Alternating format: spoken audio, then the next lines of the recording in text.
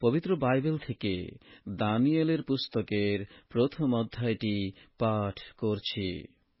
Danijel ও তাঁহার ৩ বন্ধু। যিহুদা রাজ যিহোয়াকিমের রাজত্বের ৩য় বৎসরে বাবিল রাজ নবুখদনেৎসর জেরুসালেমে আসিয়া নগর অবরোধ করিলেন। আর প্রভু তাঁহার হস্তে যিহুদা রাজ যিহোয়াকিমকে এবং ঈশ্বরের গৃহের কতকগুলি পাত্র সমর্পণ করিলেন। আর তিনি সেইগুলি সিনিয়র দেশে আপন দেবালয়ে লইয়া গেলেন এবং পাত্রগুলি আপন দেবের ভাণ্ডার গৃহে রাখিলেন।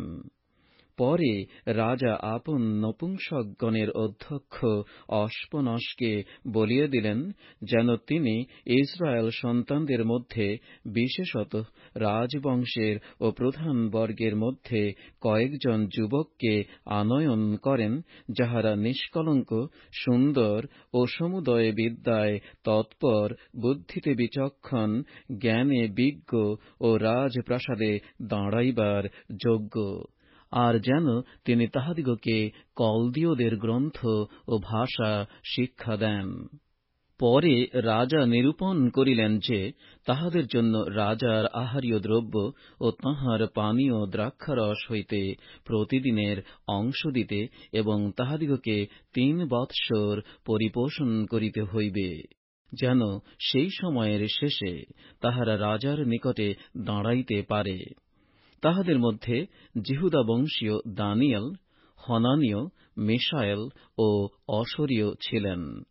আর নপুংসকগণের অধ্যক্ষ তাঁহাদের নাম রাখিলেন, তিনি দানিয়েলকে বেল্তশৎসর, হনানীয়কে শদ্রক, মিশায়েলকে মৈশক ও অসরীয়কে অবেদনগো নাম দিলেন। কিন্তু দানিয়েল মনে স্থির করিলেন যে তিনি রাজার আহার্য দ্রব্যে ও তাঁহার পানীয় দ্রাক্ষারসে আপনাকে অশুচি করিবেন না। এই জন্য আপনাকে যেন অশুচি করিতে না হয়, এই অনুমতি নপুংসকগণের অধ্যক্ষের কাছে প্রার্থনা করিলেন। তখন ঈশ্বর সেই নপুংসকগণের অধ্যক্ষের কাছে দানিয়েলকে অনুগ্রহের ও করুণার পাত্র করিলেন। তাহাতে নপুংসকগণের অধ্যক্ষ দানিয়েলকে উত্তর করিলেন, আমি আমার প্রভু মহারাজকে ভয় করি। তিনি তোমাদের ভক্ষ্য ও পানীয় দ্রব্য নিরূপণ করিয়াছেন। তিনি তোমাদের সমবয়স্ক যুবকগণের মুখ অপেক্ষা তোমাদের মুখ কেন শুষ্ক দেখিবেন? ইহাতে তোমরা রাজার নিকটে আমার মস্তক সংশয়স্থল করিবে। পরে নপুংসকগণের অধ্যক্ষ দানিয়েল, হনানীয়, মিশায়েল ও অসরীয়ের উপরে যে গৃহাধ্যক্ষকে নিযুক্ত করিয়াছিলেন, তাহাকে দানিয়েল কহিলেন, আপনি অনুগ্রহ করিয়া 10 দিন আপনার দাসদের পরীক্ষা করুন, ভোজন পান করিবার নিমিত্ত আমাদিগকে সবজি ও জল দিতে আজ্ঞা হোক। পরে আপনার সম্মুখে আমাদের কান্তির এবং রাজকীয় ভক্ষভোগী যুবকগণের কান্তির পরীক্ষা হোক। পরে আপনি যেমন দেখিবেন তদনুসারে আপনার এই দাসদের সহিত ব্যবহার করিবেন। তখন তিনি তাহাদের এই কথায় কর্ণপাত করিয়া 10 দিন পর্যন্ত তাহাদের পরীক্ষা করিলেন। 10 দিন অন্তে দেখা গেল, রাজকীয় ভক্ষভোগী সকল যুবক অপেক্ষা ইহাঁরা সুরূপ ও মাংসল। এই জন্য গৃহাধ্যক্ষ তাহাদের ওই আহার্য দ্রব্য ও পানীয় দ্রাক্ষারস রহিত করিয়া তাহাদিগকে সবজি দিতে থাকিলেন। আর ঈশ্বর সেই 4 জন যুবককে সমস্ত গ্রন্থে ও বিদ্যায় জ্ঞান ও পারদর্শিতা দিলেন। আর সমস্ত দর্শন ও স্বপ্ন কথায় দানিয়েল বুদ্ধিমান হইলেন। পরে রাজা যে সময়ের শেষে সকলকে আনিবার কথা বলিয়া দিয়াছিলেন, সেই সময় উত্তীর্ণ হইলে নপুংসকগণের অধ্যক্ষ তাহাদিগকে নবুখদনেৎসরের সম্মুখে উপস্থিত করিলেন। তখন রাজা তাঁহাদের সহিত আলাপ করিলেন, আর তাঁহাদের মধ্যে দানিয়েল, হনানীয়, মিশায়েল ও অসরীয় এই কয়েক জনের সমকক্ষ কাহাকেও দেখিতে পাওয়া গেল না। এই জন্য তাঁহারা রাজার সম্মুখে দণ্ডায়মান হইলেন। আর জ্ঞান ও বুদ্ধি সংক্রান্ত যে কোন কথা রাজা তাহাদিগকে জিজ্ঞাসা করিলেন, তদ্বিষয়ে তাঁহার সমগ্র রাজ্যস্থ সমুদয় মন্ত্রবেত্তা ও গণক হইতে তাহাদিগকে 10 গুণ অধিক বিজ্ঞ দেখিতে পাইলেন। দানিয়েল কোরশ রাজার প্রথম বৎসর পর্যন্ত থাকিলেন। পবিত্র বাইবেল থেকে দানিয়েলের পুস্তকের 2য় অধ্যায়টি পাঠ করছি। নবুকদনেচ্ছর রাজার স্বপ্ন ও তাহার তাৎপর্য। নবুকদনেচ্ছরের রাজত্বের 2য় বৎসরে নবুকদনেচ্ছর স্বপ্ন দেখিলেন, আর তাঁহার আত্মা উদ্বিগ্ন হইল ও তাঁহার নিদ্রা ভঙ্গ হইল। পরে রাজা আদেশ করিলেন যেন তাঁহাকে ওই স্বপ্ন বুঝাইয়া দিবার নিমিত্ত মন্ত্রবেত্তা, গণক, মায়াবী ও কলদীয়দিগকে আহ্বান করা হয়। তাহারা আসিয়া রাজার সম্মুখে দাঁড়াইল। তখন রাজা তাহাদিগকে কহিলেন, আমি একটি স্বপ্ন দেখিয়াছি। সেই স্বপ্ন বুঝিবার জন্য আমার আত্মা উদ্বিগ্ন হইয়াছে।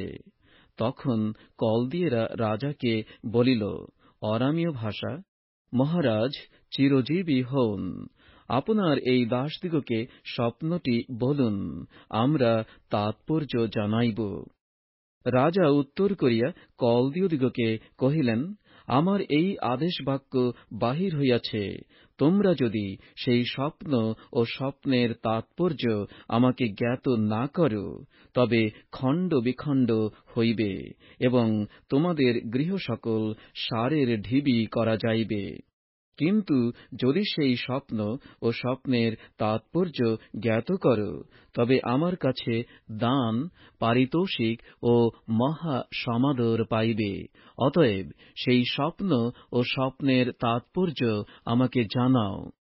তাহারা পুনর্বার উত্তর করিয়া বলিল, মহারাজ, আপনার দাসদিগকে স্বপ্নটি বলুন, আমরা তাৎপর্য জানাইব। রাজা উত্তর করিয়া কহিলেন, আমি নিশ্চয় জানিলাম, আমার আদেশ বাক্য বাহির হইয়াছে দেখিয়া তোমরা কাল বিলম্ব করিতে চাহিতেছ। কিন্তু যদি তোমরা সেই স্বপ্ন আমাকে জ্ঞাত না করো, তবে তোমাদের জন্য একমাত্র ব্যবস্থা রহিল। কেননা তোমরা আমার সাক্ষাতে মিথ্যা কথা ও বঞ্চনা বাক্য বলিবার মন্ত্রণা করিতেছ, যে পর্যন্ত না সময়ের পরিবর্তন হয়। অতএব তোমরা আমাকে স্বপ্নটি বলো, তাহাতে জানিব স্বপ্নের তাৎপর্য আমাকে জানাইতে পারো। কলদীয়েরা রাজার সম্মুখে উত্তর করিয়া বলিল, মহারাজের স্বপ্ন কথা জানাইতে পারে পৃথিবীতে এমন মনুষ্য কেহ নাই। বাস্তবিক মহান কি পরাক্রান্ত কোন রাজা কখনো কোন মন্ত্রবেত্তাকে, কি গণককে, কি কলদীয়কে এমন কথা জিজ্ঞাসা করেন নাই। মহারাজ যে কথা জিজ্ঞাসা করিতেছেন তাহা দুরূহ। বস্তুত যাহারা মাংস দেহে বাস করেন না, সেই দেবগণ ব্যতিরেকে আর কেহ নাই যে মহারাজের সম্মুখে ইহা জানাইতে পারে।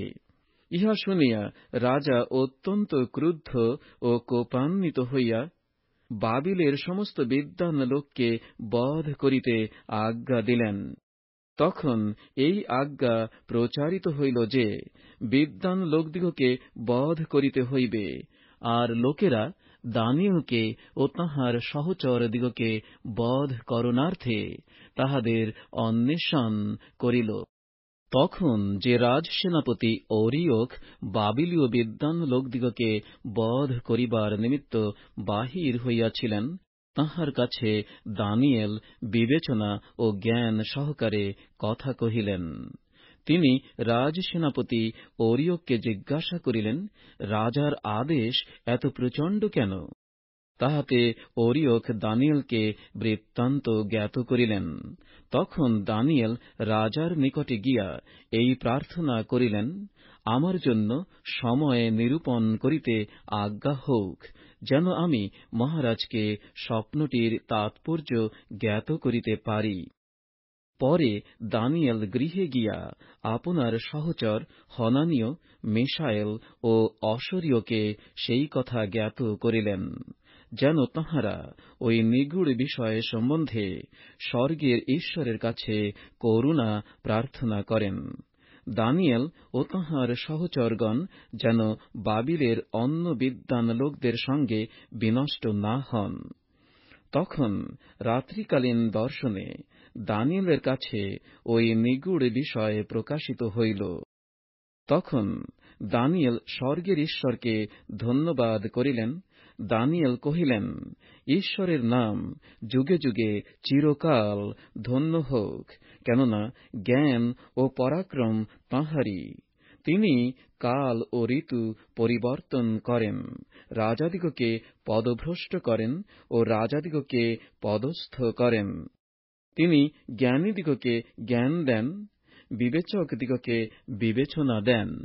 তিনি গভীর ও গুপ্ত বিষয় প্রকাশ করেন।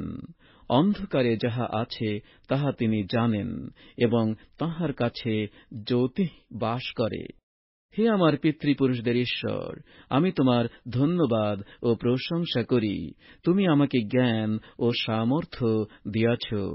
আমরা তোমার কাছে যাহা চাহিয়াছিলাম তাহা আমাকে এখন জানাইলে। তুমি রাজার স্বপ্ন আমাদিগকে জানাইলে। এই কারণ দানিয়েল সেই অরিয়কের নিকটে প্রবেশ করিলেন, যাহাকে রাজা বাবিলের বিদ্বান লোকদিগকে বধ করিতে নিযুক্ত করিয়াছিলেন। তিনি গিয়া তাহাকে এইরূপ কহিলেন, আপনি বাবিলের বিদ্বান লোকদিগকে বধ করিবেন না, রাজার নিকটে আমাকে লইয়া চলুন, আমি রাজাকে তাৎপর্য জ্ঞাত করিব। তখন অরিয়ক সত্বর দানিয়েলকে রাজার নিকটে লইয়া গেলেন, আর রাজাকে এই কথা কহিলেন, নির্বাসিত যিহুদীদের মধ্যে এই এক ব্যক্তিকে পাইলাম, ইনি মহারাজকে তাৎপর্য জ্ঞাত করিবেন। রাজা বেলতশৎসর নামে আখ্যাত দানিয়েলকে জিজ্ঞাসা করিলেন, আমি যে স্বপ্ন দেখিয়াছি, সেই স্বপ্ন ও তাহার তাৎপর্য তুমি কি আমাকে জানাইতে পারো? দানিয়েল রাজার সাক্ষাতে উত্তর করিয়া কহিলেন, মহারাজ, যে নিগূঢ় কথা জিজ্ঞাসা করিয়াছেন, তাহা বিদ্বান কি গণক কি মন্ত্রবেত্তা কি জ্যোতির্বেত্তারা মহারাজকে জানাইতে পারে না, কিন্তু ঈশ্বর স্বর্গে আছেন, তিনি নিগূঢ় বিষয়ে প্রকাশ করেন, আর উত্তরকালে যাহা যাহা ঘটিবে তাহা তিনি মহারাজ নবুখদ্নেশ্বরকে জানাইয়াছেন। আপনার স্বপ্ন এবং শয্যার উপরে আপনার মনের দর্শন এই। হে মহারাজ, শয্যার উপরে আপনার মনে এই চিন্তা উৎপন্ন হইয়াছিল যে, ইহার পরে কি হইবে, আর যিনি নিগূঢ় বিষয়ে প্রকাশ করেন, তিনি আপনাকে ভাবী ঘটনা জানাইয়াছেন। পরন্তু আমার সম্বন্ধে ইহা বক্তব্য, অন্য কোন জীবিত লোক অপেক্ষা আমার অধিক জ্ঞান আছে বলিয়া যে আমার কাছে এই নিগূঢ় বিষয় প্রকাশিত হইল তাহা নয়, কিন্তু অভিপ্রায় এই, যেন মহারাজকে তাৎপর্য জ্ঞাত করা যায়, আর আপনি যেন আপনার মনের চিন্তা বুঝিতে পারেন। হে মহারাজ, আপনি দৃষ্টিপাত করিয়াছিলেন, আর দেখুন, এক প্রকাণ্ড প্রতিমা, সেই প্রতিমা বৃহৎ এবং অতিশয় তেজবিশিষ্ট, তাহা আপনার সম্মুখে দাঁড়াইয়াছিল, আর তাহার দৃশ্য ভয়ঙ্কর। সেই প্রতিমার বৃত্তান্ত এই, তাহার মস্তক সুবর্ণময়, তাহার বক্ষ ও বাহু রৌপ্যময়, তাহার উদর ও উরুদেশ পিত্তলময়, তাহার জঙ্ঘা লৌহময়, এবং তাহার চরণ কিছু লৌহময় ও কিছু মৃত্তিকাময় ছিল।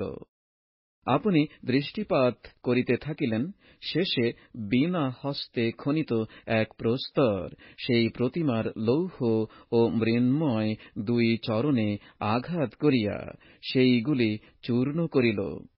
তখন সেই লৌহ, মৃত্তিকা, পিত্তল, রৌপ্য ও সুবর্ণ একসঙ্গে চূর্ণ হইয়া গ্রীষ্মকালীন খামারের তুষের ন্যায় হইল, আর বায়ু সে সকল উড়াইয়া লইয়া গেল। তাহাদের জন্য আর কোথাও স্থান পাওয়া গেল না। আর যে প্রস্তরখানি ওই প্রতিমাকে আঘাত করিয়াছিল, তাহা বাড়িয়া মহাপর্বত হইয়া উঠিল এবং সমস্ত পৃথিবী পূর্ণ করিল। স্বপ্নটি এই। এখন আমরা মহারাজের সাক্ষাতে ইহার তাৎপর্য জ্ঞাত করি। হে মহারাজ, আপনি রাজাধিরাজ, স্বর্গের ঈশ্বর আপনাকে রাজ্য, ক্ষমতা, পরাক্রম ও মহিমা দিয়াছেন। আর যে কোন স্থানে মনুষ্য সন্তানগণ বাস করে, সেই স্থানে তিনি মাঠের পশু ও আকাশের পক্ষীগণকে আপনার হস্তে সমর্পণ করিয়াছেন এবং তাহাদের সকলের উপরে আপনাকে কর্তৃত্ব দিয়াছেন। আপনিই সেই স্বর্ণময় মস্তক। আপনার পশ্চাতে আপনা হইতে ক্ষুদ্র আর এক রাজ্য উঠিবে। তাহার পরে পিত্তলময় তৃতীয় এক রাজ্য উঠিবে। তাহা সমস্ত পৃথিবীর উপরে কর্তৃত্ব করিবে।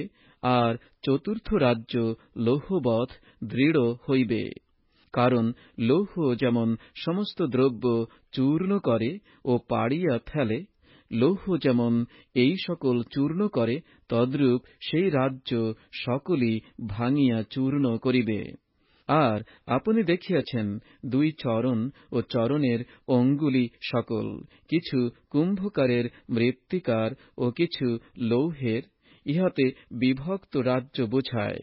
কিন্তু সেই রাজ্যে লৌহের দৃঢ়তা থাকিবে, কেননা আপনি কর্দমে মিশ্রিত লৌহ দেখিয়াছেন। আর চরণের অঙ্গুলি সকল যেরূপ কিছু লৌহময় ও কিছু মৃন্ময় ছিল, তদ্রূপ রাজ্যের একাংশ দৃঢ় এবং একাংশ ভঙ্গুর হইবে। আর আপনি যেমন দেখিয়াছেন লৌহ কর্দমে মিশ্রিত হইয়াছে, তদ্রূপ সেই লোকেরা মনুষ্যের বীর্যে পরস্পর মিশ্রিত হইবে। কিন্তু যেমন লৌহ মৃত্তিকার সহিত মিশ্রিত হয় না, তদ্রূপ তাহারা পরস্পর মিশ্রিত থাকিবে না। আর সেই রাজগণের সময়ে স্বর্গের ঈশ্বর এক রাজ্য স্থাপন করিবেন, তাহা কখনো বিনষ্ট হইবে না, এবং সেই রাজত্ব অন্য জাতির হস্তে সমর্পিত হইবে না। তাহা ওই সকল রাজ্য চূর্ণ ও বিনষ্ট করিয়া আপনি চিরস্থায়ী হইবে। কারণ আপনি তো দেখিয়াছেন, পর্বত হইতে একখানি প্রস্তর বিনা হস্তে খনিত হইল এবং ওই লৌহ, পিত্তল, মৃত্তিকা, রৌপ্য ও সুবর্ণকে চূর্ণ করিল। মহান ঈশ্বর মহারাজকে ভাবী ঘটনা জানাইয়াছেন। স্বপ্নটি নিশ্চিত ও তাহার তাৎপর্য সত্য। তখন রাজা নবুখদ্নেচ্ছর উপুড় হইয়া দানিয়েলকে প্রণাম করিলেন এবং তাঁহার উদ্দেশ্যে নৈবেদ্য ও সুগন্ধি দ্রব্য উৎসর্গ করিতে আজ্ঞা দিলেন। রাজা দানিয়েলকে কহিলেন, সত্যই তোমাদের ঈশ্বর দেবগণের ঈশ্বর, রাজাদের প্রভু ও নিগূঢ় তত্ত্ব প্রকাশক। কেননা তুমি এই নিগূঢ় তত্ত্বের বিষয় প্রকাশ করিতে সমর্থ হইয়াছ। তখন রাজা দানিয়েলকে মহান করিলেন, তাহাকে অনেক বহুমূল্য উপহার দিলেন এবং তাহাকে বাবিলের সমস্ত প্রদেশের কর্তা ও বাবিলস্থ সমুদয় বিদ্বান লোকের প্রধান অধিপতি করিয়া নিযুক্ত করিলেন। পরে দানিয়েল রাজার নিকটে নিবেদন করিলে, রাজা শদ্রক, মৈশক ও অবেদনগোকে বাবিল প্রদেশের রাজকার্যে নিযুক্ত করিলেন, কিন্তু দানিয়েল রাজদ্বারে থাকিতেন। পবিত্র বাইবেল থেকে দানিয়েলের পুস্তকের 3য় অধ্যায়টি পাঠ করছি। অগ্নিকুণ্ড পর্যন্ত স্থৈর্য। রাজা নবুখদ্নেচ্ছর এক স্বর্ণময় প্রতিমা নির্মাণ করিলেন, তাহা ৬০ হস্ত উচ্চ ও ৬ হস্ত স্থূল। তাহা তিনি বাবিল প্রদেশের দুরা সমস্থলিতে স্থাপন করিলেন। আর রাজা নবুখদ্নেচ্ছর সেই যে প্রতিমা স্থাপন করিয়াছিলেন, তাহার প্রতিষ্ঠা করিতে আসিবার জন্য ক্ষিতিপাল, প্রতিনিধি ও দেশাধ্যক্ষগণকে, মহাবিচারকর্তা, কোষাধ্যক্ষ, ব্যবস্থাপক ও অধিপতিগণকে এবং প্রদেশসমূহের সমস্ত শাসনকর্তাকে একত্র করিতে রাজা নবুখদ্নেচ্ছর লোক প্রেরণ করিলেন। তখন ক্ষিতিপালগণ, প্রতিনিধিগণ, দেশাধ্যক্ষগণ, মহাবিচারকর্তৃগণ, কোষাধ্যক্ষগণ, ব্যবস্থাপকগণ ও অধিপতিগণ এবং প্রদেশসমূহের সমস্ত শাসনকর্তা রাজা নবুখদ্নেচ্ছরের স্থাপিত সেই প্রতিমার প্রতিষ্ঠা করিবার জন্য একত্র হইলেন। পরে তাঁহারা নবুখদ্নেচ্ছরের স্থাপিত প্রতিমার সম্মুখে দাঁড়াইলেন। তখন ঘোষক উচ্চস্বরে কহিলেন, হে লোকবৃন্দ, জাতিগণ ও নানা ভাষাবিদগণ, তোমাদের প্রতি এই আজ্ঞা দত্ত হইতেছে, যে সময়ে তোমরা শৃঙ্গ, বংশী, বীণা, চতুস্তন্ত্রী, পরিবাদিনী ও মৃদঙ্গ প্রভৃতি সর্বপ্রকার যন্ত্রের বাদ্য শুনিবে, তৎকালে রাজা নবুখদ্নেচ্ছরের স্থাপিত স্বর্ণময় প্রতিমার সম্মুখে উপুড় হইয়া প্রণাম করিবে। যে কোন ব্যক্তি উপুড় হইয়া প্রণাম না করিবে, সে তদ্দণ্ডেই প্রজ্বলিত অগ্নিকুণ্ডে নিক্ষিপ্ত হইবে। অতএব সমস্ত লোক যখন শৃঙ্গ, বংশী, বীণা, চতুস্তন্ত্রী ও পরিবাদিনী প্রভৃতি সর্বপ্রকার যন্ত্রের বাদ্য শুনিল, তখন সমস্ত লোকবৃন্দ, জাতি ও ভাষাবাদী উপুড় হইয়া রাজা নবুখদ্নেচ্ছরের স্থাপিত স্বর্ণময় প্রতিমাকে প্রণাম করিল। সেই সময়ে কতকগুলি কলদীয় নিকটে আসিয়া যিহুদীদের উপরে দোষারোপ করিল।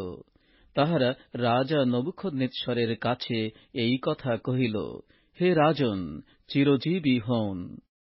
হে রাজন, আপনি এই আজ্ঞা করিয়াছেন, যে কেহ শৃঙ্গ, বংশী, বীণা, চতুস্তন্ত্রী, পরিবাদিনী ও মৃদঙ্গ প্রভৃতি সর্বপ্রকার যন্ত্রের বাদ্য শুনিবে, সে উপুড় হইয়া ওই স্বর্ণময় প্রতিমাকে প্রণাম করিবে। যে কোন ব্যক্তি উপুড় হইয়া প্রণাম না করিবে, সে প্রজ্বলিত অগ্নিকুণ্ডে নিক্ষিপ্ত হইবে। বাবিল প্রদেশের রাজকর্মে আপনার নিযুক্ত কয়েকজন যিহুদী আছে, শদ্রক, মৈশক ও অবেদনগো। হে রাজন, সেই ব্যক্তিরা আপনাকে মানে নাই, তাহারা আপনার দেবগণের সেবা করে না, এবং আপনি যে স্বর্ণময় প্রতিমা স্থাপন করিয়াছেন, তাহাকেও প্রণাম করে না। তখন নবুখদ্নেচ্ছর ক্রোধে ও কোপে শদ্রক, মৈশক ও অবেদনগোকে আনিতে আদেশ করিলেন। তাহাতে তাঁহারা রাজার সম্মুখে আনিত হইলেন। নবুখদ্নেচ্ছর তাঁহাদিগকে কহিলেন, হে শদ্রক, মৈশক ও অবেদনগো, এই কি তোমাদের সংকল্প যে আমার দেবতার সেবা করিবে না, আমার স্থাপিত স্বর্ণময় প্রতিমাকে প্রণাম করিবে না? এখনো যদি তোমরা শৃঙ্গ, বংশী, বীণা, চতুস্তন্ত্রী, পরিবাদিনী ও মৃদঙ্গ প্রভৃতি সর্বপ্রকার যন্ত্রের বাদ্য শুনিবা মাত্র আমার নির্মিত স্বর্ণ প্রতিমাকে উপুড় হইয়া প্রণাম করিতে প্রস্তুত হও, ভালোই। কিন্তু যদি প্রণাম না করো, তবে সেই দণ্ডেই প্রজ্বলিত অগ্নিকুণ্ডে নিক্ষিপ্ত হইবে। আর এমন দেবতা কে যে আমার হস্ত হইতে তোমাদিগকে উদ্ধার করিবে? শদ্রক, মৈশক ও অবেদনগো রাজাকে উত্তর করিলেন, হে নবুখদ্নেচ্ছর, আপনাকে এই কথার উত্তর দেওয়া আমাদের পক্ষে নিষ্প্রয়োজন। যদি হয়, আমরা যাহার সেবা করি, আমাদের সেই ঈশ্বর আমাদিগকে প্রজ্বলিত অগ্নিকুণ্ড হইতে উদ্ধার করিতে সমর্থ আছেন। আর হে রাজন, তিনি আপনার হস্ত হইতে আমাদিগকে উদ্ধার করিবেন। আর যদি নাও হয়, তবু হে রাজন, আপনি জানিবেন, আমরা আপনার দেবগণের সেবা করিব না, এবং আপনার স্থাপিত স্বর্ণ প্রতিমাকে প্রণাম করিব না। তখন নবুখদ্নেচ্ছর ক্রোধে পরিপূর্ণ হইলেন এবং শদ্রক, মৈশক ও অবেদনগোর বিরুদ্ধে তাঁহার মুখ বিকটাকার হইল। তিনি বলিয়া দিলেন ও আদেশ করিলেন, অগ্নিকুণ্ড যে পরিমাণে উত্তপ্ত আছে, তাহা অপেক্ষা যেন 7 গুণ অধিক উত্তপ্ত করা হয়। আর তিনি আপন সৈন্যের মধ্যে কতকগুলি বীর্যবান পুরুষকে আজ্ঞা দিলেন, যেন তাহারা শদ্রক, মৈশক ও অবেদনগোকে বাঁধিয়া প্রজ্বলিত অগ্নিকুণ্ডে নিক্ষেপ করে। তখন ওই পুরুষেরা আপন আপন জামা, আংরাখা, পরিচ্ছদ প্রভৃতি বস্ত্রশুদ্ধ বদ্ধ হইলেন এবং প্রজ্বলিত অগ্নিকুণ্ড মধ্যে নিক্ষিপ্ত হইলেন। আর রাজার আজ্ঞা প্রচণ্ড ও অগ্নিকুণ্ড অতি উত্তপ্ত ছিল। তৎপ্রযুক্ত যে পুরুষেরা শদ্রক, মৈশক ও অবেদনগোকে নিক্ষেপ করিল, তাহারাই অগ্নিশিখায় হত হইল। আর শদ্রক, মৈশক ও অবেদনগো এই 3 ব্যক্তি বদ্ধ হইয়া প্রজ্বলিত অগ্নিকুণ্ডের মধ্যে পতিত হইলেন। তখন রাজা নবুখদ্নেচ্ছর চমৎকৃত হইলেন ও সত্বর উঠিলেন। তিনি আপন মন্ত্রীদিগকে কহিলেন, আমরা কি 3 জন পুরুষকে বাঁধিয়া অগ্নিমধ্যে নিক্ষেপ করি নাই? তাহারা উত্তর করিয়া রাজাকে কহিলেন, হাঁ মহারাজ। তখন রাজা কহিলেন, দেখো, আমি 4 ব্যক্তিকে দেখিতেছি, উহারা মুক্ত হইয়া অগ্নির মধ্যে গমনাগমন করিতেছে, উহাদের কোন হানি হয় নাই। আর 4র্থ ব্যক্তির মূর্তি দেবপুত্রের সদৃশ। তখন নবুখদ্নেচ্ছর সেই প্রজ্বলিত অগ্নিকুণ্ডের দুয়ারের কাছে গিয়া কহিলেন, হে পরাৎপর ঈশ্বরের দাস শদ্রক, মৈশক ও অবেদনগো, বাহির হইয়া আইসো। তখন শদ্রক, মৈশক ও অবেদনগো অগ্নির মধ্য হইতে বাহির হইয়া আসিলেন।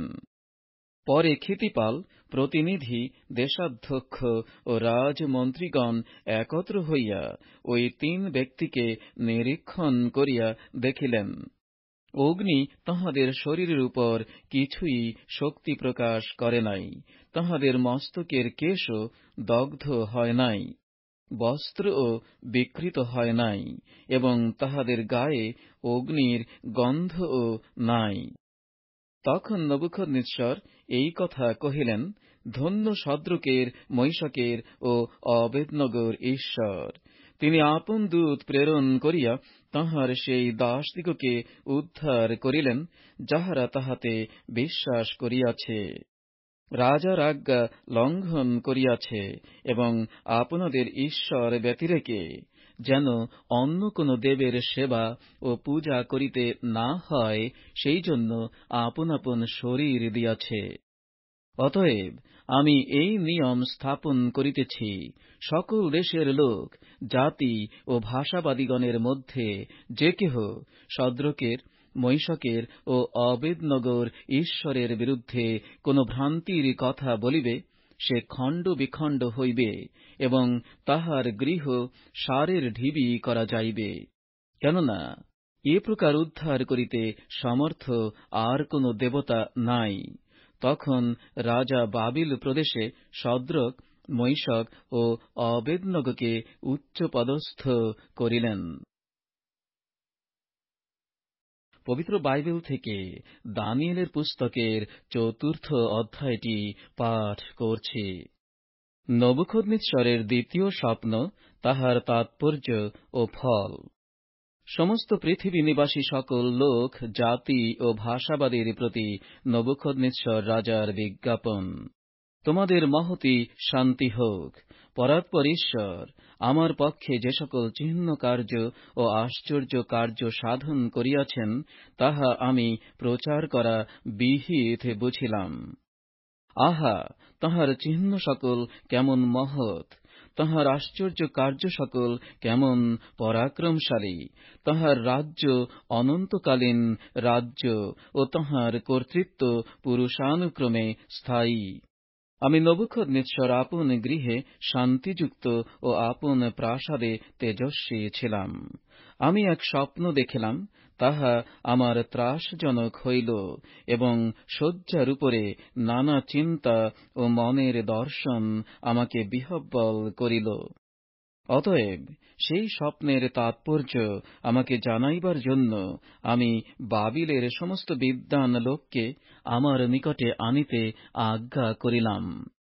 পরে মন্ত্রবেত্তা, গণক, কল্দীয় ও জ্যোতির্বেত্তারা আমার কাছে আসিলে আমি তাহাদের কাছে সেই স্বপ্ন বলিলাম, কিন্তু তাহারা আমাকে তাহার তাৎপর্য বলিতে পারিল না।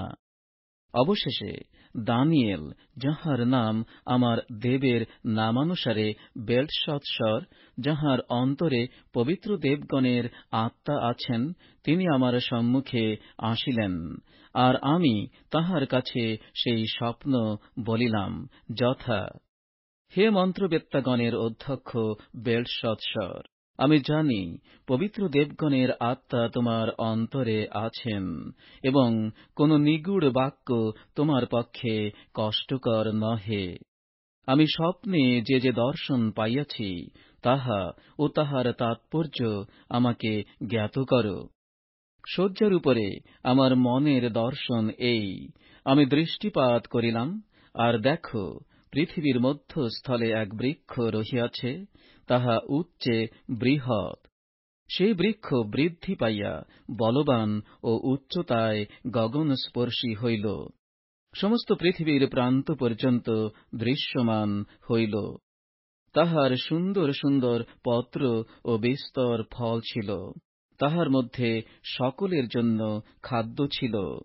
তাহার তলে মাঠের পশুগণ ছায়াপ্রাপ্ত হইত, তাহার শাখায় আকাশের পক্ষীগণ বাস করিত, এবং সমস্ত প্রাণী তাহা হইতে খাদ্য পাইত। পরে আমি আমার শয্যার উপরে মনের দর্শনে দৃষ্টিপাত করিলাম, আর দেখো, একজন প্রহরী, এক পবিত্র ব্যক্তি স্বর্গ হইতে নামিয়া আসিলেন। তিনি উচ্চ স্বরে এই কথা কহিলেন: বৃক্ষটি ছেদন কর, উহার শাখা কাটিয়া ফেল, উহার পত্র ঝাড়িয়া ফেল, এবং উহার ফল ছড়াইয়া দাও। উহার তল হইতে পশুগণ ও উহার শাখা হইতে পক্ষীগণ চলিয়া যাউক। কিন্তু ভূমিতে উহার মূলের কাণ্ডকে লৌহ ও পিত্তলের শৃঙ্খলে বদ্ধ করিয়া ক্ষেত্রের কোমল তৃণমধ্যে রাখো, আর সে আকাশের শিশিরে ভিজুক, এবং পশুদের সহিত পৃথিবীর তৃণে তাহার অংশ হোক। তাহার হৃদয় মানুষের না থাকিয়া পরিবর্তিত হোক, ও তাহাকে পশুর হৃদয় দত্ত হোক, এবং তাহার উপরে 7 কাল ঘুরুক। এই বার্তা প্রহরীবর্গের আদেশে ও এই বিষয়টি পবিত্রগণের কথায় দত্ত হইল। অভিপ্রায় এই, যেন জীবিত লোকেরা জানিতে পারে যে মনুষ্যদের রাজ্যে পরাৎপর কর্তৃত্ব করেন, যাহাকে তাহা দিতে ইচ্ছা করেন তাহাকে তাহা দেন, ও মনুষ্যদের মধ্যে অতি নীচ ব্যক্তিকে তাহার উপরে নিযুক্ত করেন। আমি রাজা নবুখদ্নেচ্ছর এই স্বপ্ন দেখিয়াছি। এখন হে বেলশৎসর, তুমি তাৎপর্য বল, কেননা আমার রাজ্যস্থ কোন বিদ্বান আমাকে তাৎপর্য বলিতে পারে না, কিন্তু তুমি বলিতে পারো, কেননা তোমার অন্তরে পবিত্র দেবগণের আত্মা আছেন। তখন দানিয়েল, যাহার নাম বেলশৎসর, কিয়ৎকাল স্তম্ভিত হইয়া রহিলেন, ভাবনাতে বিহ্বল হইলেন। রাজা কহিলেন: হে বেলশৎসর, সেই স্বপ্ন ও তাহার তাৎপর্য তোমাকে বিহ্বল না করুক। বেলশৎসর উত্তর করিলেন: হে আমার প্রভু, এই স্বপ্ন আপনার শত্রুগণের প্রতি ঘটুক, ও ইহার তাৎপর্য আপনার বিপক্ষ লোকদের প্রতি ঘটুক।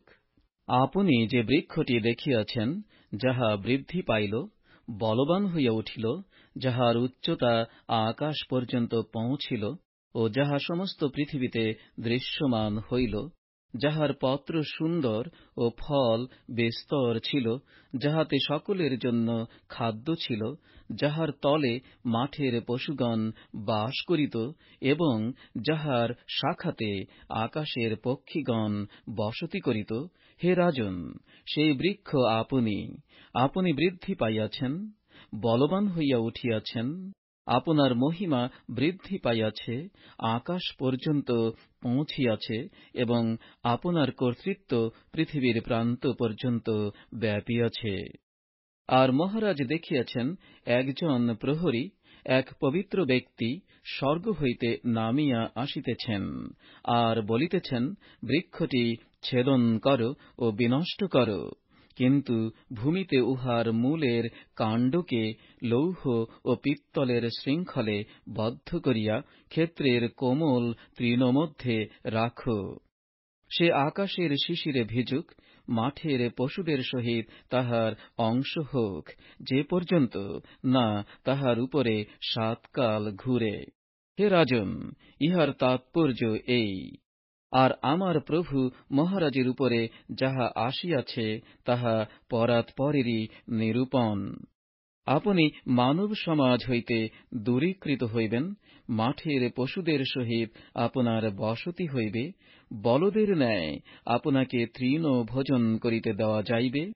আপনি আকাশের শিশিরে ভিজিবেন, এবং আপনার উপরে 7 কাল ঘুরিবে, যে পর্যন্ত না আপনি জানিবেন যে মনুষ্যদের রাজ্যে পরাৎপর কর্তৃত্ব করেন, ও যাহাকে তাহা দিতে ইচ্ছা করেন তাহাকে তাহা দেন।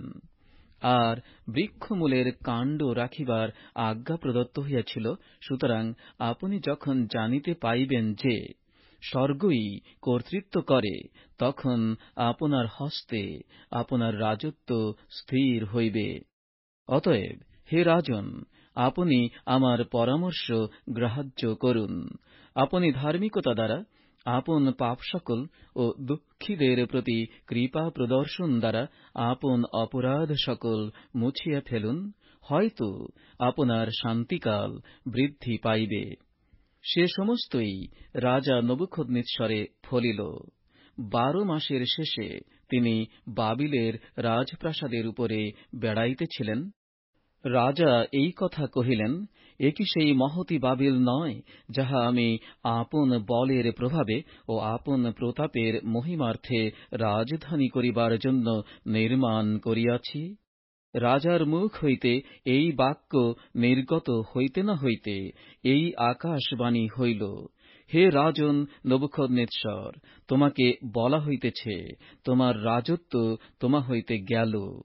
আর তুমি মানব সমাজ হইতে দূরীকৃত হইবে, মাঠের পশুদের সহিত তোমার বসতি হইবে, বলদের ন্যায় তোমাকে তৃণ ভোজন করানো যাইবে, ও তোমার উপরে 7 কাল ঘুরিবে, যে পর্যন্ত না তুমি জানিবে যে মনুষ্যদের রাজ্যে পরাৎপর কর্তৃত্ব করেন, ও যাহাকে তাহা দিতে ইচ্ছা করেন তাহাকে তাহা দেন। সেই দণ্ডে নবুখদ্নেচ্ছরের সম্বন্ধে সেই বাক্য সিদ্ধ হইল। তিনি মানব সমাজ হইতে দূরীকৃত হইলেন, বলদের ন্যায় তৃণ ভোজন করিতে লাগিলেন, তাঁহার শরীর আকাশের শিশিরে ভিজিল। ক্রমে তাঁহার কেশ ঈগল পক্ষীর পালকের ন্যায় ও তাহার নখ পক্ষীর নখরের ন্যায় হইয়া উঠিল। আর সেই সময়ের শেষে আমি নবুখদ্নেচ্ছর স্বর্গের দিকে চক্ষু তুলিলাম, ও আমার বুদ্ধি আমাতে ফিরিয়া আসিল। তাহাতে আমি পরাৎপরের ধন্যবাদ করিলাম, এবং অনন্তজীবী ঈশ্বরের প্রশংসা ও সমাদর করিলাম, কারণ তাঁহার কর্তৃত্ব অনন্তকালীন কর্তৃত্ব, ও তাঁহার রাজ্য পুরুষানুক্রমে স্থায়ী। আর পৃথিবী নিবাসীগণ সকলে অবস্তুবৎ গণ্য। তিনি স্বর্গীয় বাহিনীর ও পৃথিবী নিবাসীদের মধ্যে আপন ইচ্ছানুসারে কার্য করেন, এবং এমন কেহ নাই যে তাঁহার হস্ত থামাইয়া দিবে, কিংবা তাঁহাকে বলিবে, তুমি কি করিতেছ? সেই সময়ে আমার বুদ্ধি আমাতে ফিরিয়া আসিল এবং আমার রাজ্যের গৌরবার্থে আমার প্রতাপ ও তেজ আমাতে ফিরিয়া আসিল।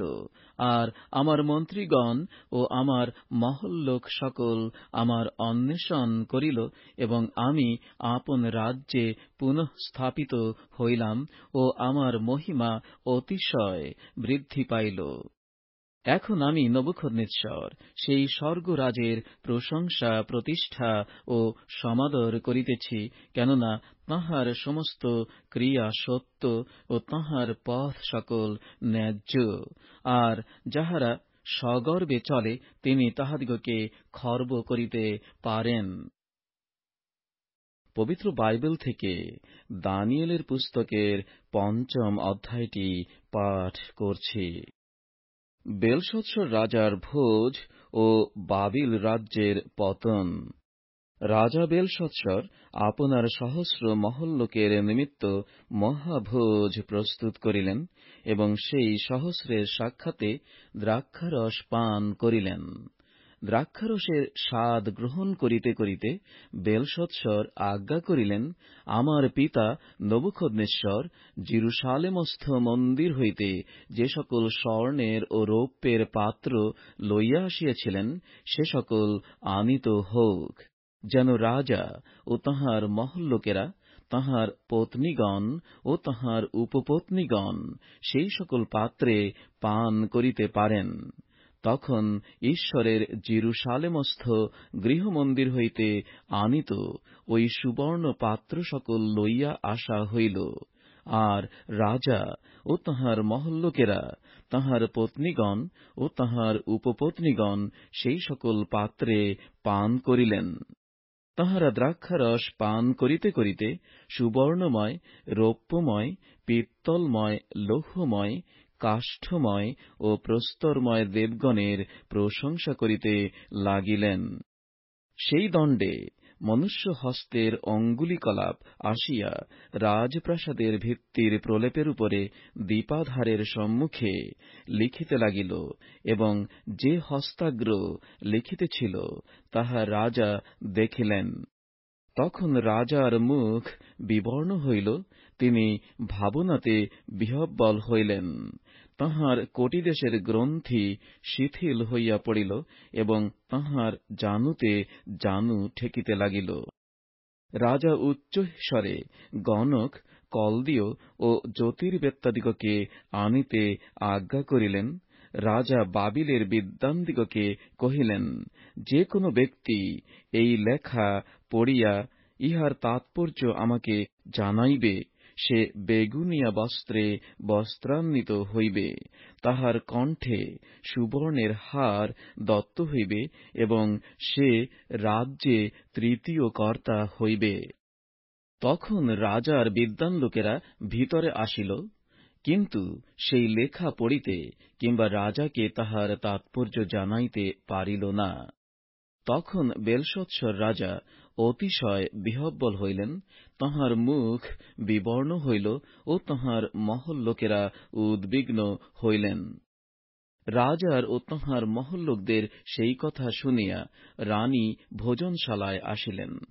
রানী বলিলেন, হে রাজন, চিরজীবী হউন, ভাবনাতে বিহ্বল হইবেন না এবং মুখ বিবর্ণ হইতে দিবেন না। আপনার রাজ্যের মধ্যে এক ব্যক্তি আছেন, তাঁহার অন্তরে পবিত্র দেবগণের আত্মা আছেন। আপনার পিতার সময়ে তাঁহার মধ্যে দীপ্তি, বুদ্ধি, কৌশল ও দেবগণের জ্ঞানের তুল্য জ্ঞান লক্ষিত হইয়াছিল। এবং আপনার পিতা রাজা নবুখদ্নেচ্ছর, রাজন, আপনার পিতা তাঁহাকে মন্ত্রবেত্তাদের, গণকদের, কলদীয়দের ও জ্যোতির্বেত্তাদের প্রধান করিয়া নিযুক্ত করিয়াছিলেন। কেননা উৎকৃষ্ট আত্মা, জ্ঞান, বুদ্ধি, কৌশল এবং স্বপ্নের তাৎপর্য বলিবার, গূঢ়বাক্য প্রকাশ করিবার ও সন্দেহ ভঞ্জন করিবার ক্ষমতা সেই দানিয়েলে পাওয়া গিয়াছিল, যাহাকে রাজা বেলশৎসর নাম দিয়াছিলেন। অতএব সেই দানিয়েলকে আহ্বান করা হোক, তিনি তাৎপর্য জানাইবেন। তখন দানিয়েল রাজার নিকটে আনিত হইলেন।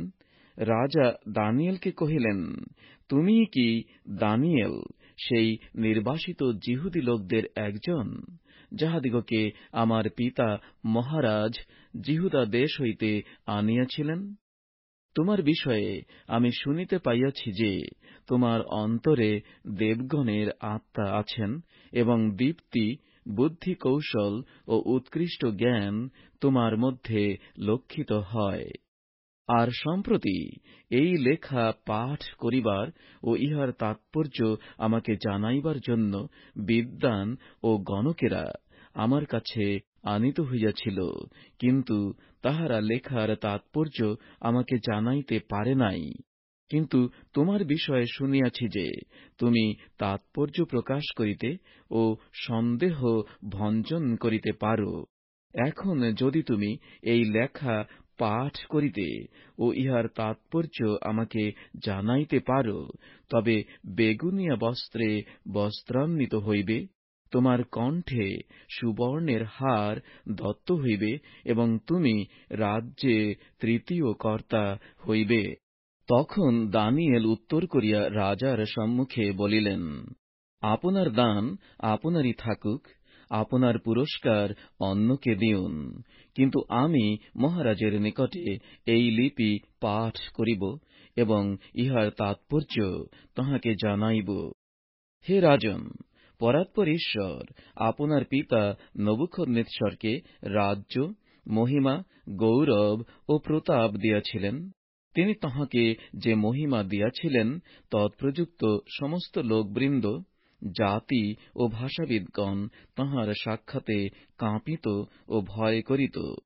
তিনি যাহাকে ইচ্ছা তাহাকে বধ করিতেন, যাহাকে ইচ্ছা তাহাকে সজীব রাখিতেন, এবং যাহাকে ইচ্ছা তাহাকে উচ্চ পদ দিতেন, যাহাকে ইচ্ছা তাহাকে অবনত করিতেন।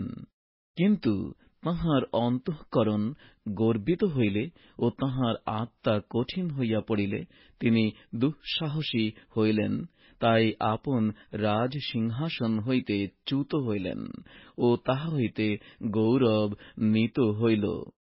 তিনি মনুষ্য সন্তানদের নিকট হইতে দূরীকৃত হইলেন, তাঁহার হৃদয় পশুর সমান হইল ও বন্য গর্দভের সহিত তাঁহার বাস হইল।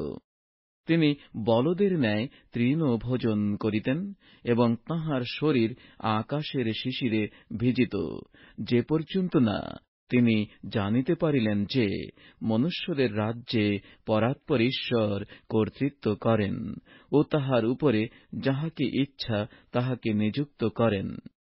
হে বেলশৎসর, আপনি তাঁহারই পুত্র। আপনি এই সকল জ্ঞাত হইলেও আপনি অন্তঃকরণ নম্র করেন নাই, কিন্তু স্বর্গাধিপতির বিরুদ্ধে আপনাকে উচ্চ করিয়াছেন, এবং তাঁহার গৃহের নানা পাত্র আপনার সম্মুখে আনিত হইয়াছে, আর আপনি, আপনার মহল লোকেরা, আপনার পত্নীগণ ও আপনার উপপত্নীগণ সেই সকল পাত্রে দ্রাক্ষারস পান করিয়াছেন, এবং রৌপ্যময়, সুবর্ণময়, পিত্তলময়, লৌহময়, কাষ্ঠময় ও প্রস্তরময় যে দেবগণ দেখিতে পায় না, শুনিতে পায় না, কিছু জানিতেও পারে না, আপনি তাহাদের প্রশংসা করিয়াছেন।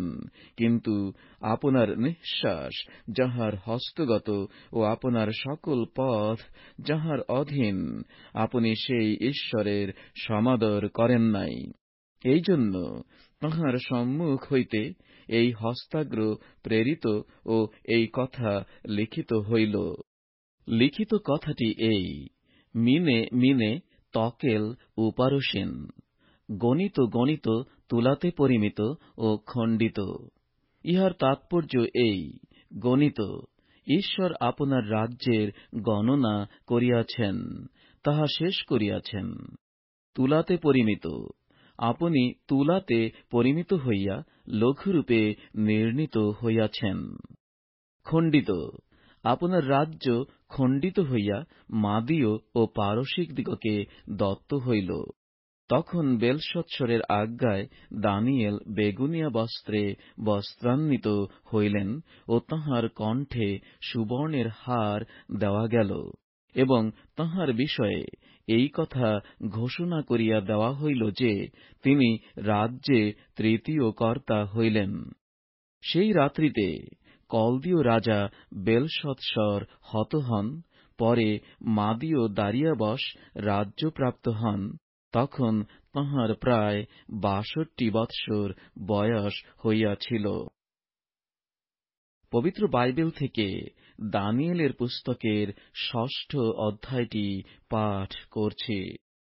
সিংহদের খাত হইতে দানিয়েলের উদ্ধার।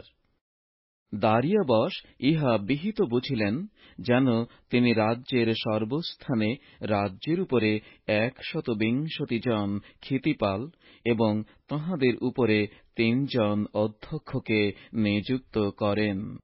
সেই ৩ জনের মধ্যে দানিয়েল একজন ছিলেন। ইহার অভিপ্রায় এই, যেন ওই ক্ষিতিপালেরা উহাদের কাছে হিসাব দেন, আর রাজার ক্ষতি না হয়। সেই দানিয়েল অধ্যক্ষগণ ও ক্ষিতিপালগণ হইতে বিশিষ্ট ছিলেন, কেননা তাঁহার অন্তরে উৎকৃষ্ট আত্মা ছিল, আর রাজা তাঁহাকে সমুদয় রাজ্যের উপরে নিযুক্ত করিতে মনস্থ করিলেন। তখন অধ্যক্ষেরা ও ক্ষিতিপালেরা রাজকর্মের বিষয়ে দানিয়েলের দোষ ধরিতে চেষ্টা করিতে লাগিলেন, কিন্তু কোন দোষ বা অপরাধ পাইলেন না, কেননা তিনি বিশ্বস্ত ছিলেন। তাঁহার মধ্যে কোন ভ্রান্তি কিংবা অপরাধ পাওয়া গেল না। তখন সেই ব্যক্তিরা কহিলেন, আমরা ওই দানিয়েলের অন্য কোন দোষ পাইব না, কেবল তাহার ঈশ্বরের ব্যবস্থা লইয়া যদি তাহার কোন দোষ পাই। তখন সেই অধ্যক্ষেরা ও ক্ষিতিপালেরা রাজার নিকটে সমাগত হইয়া তাহাকে এই কথা কহিলেন, মহারাজ দারিয়াবশ চিরজীবী হউন।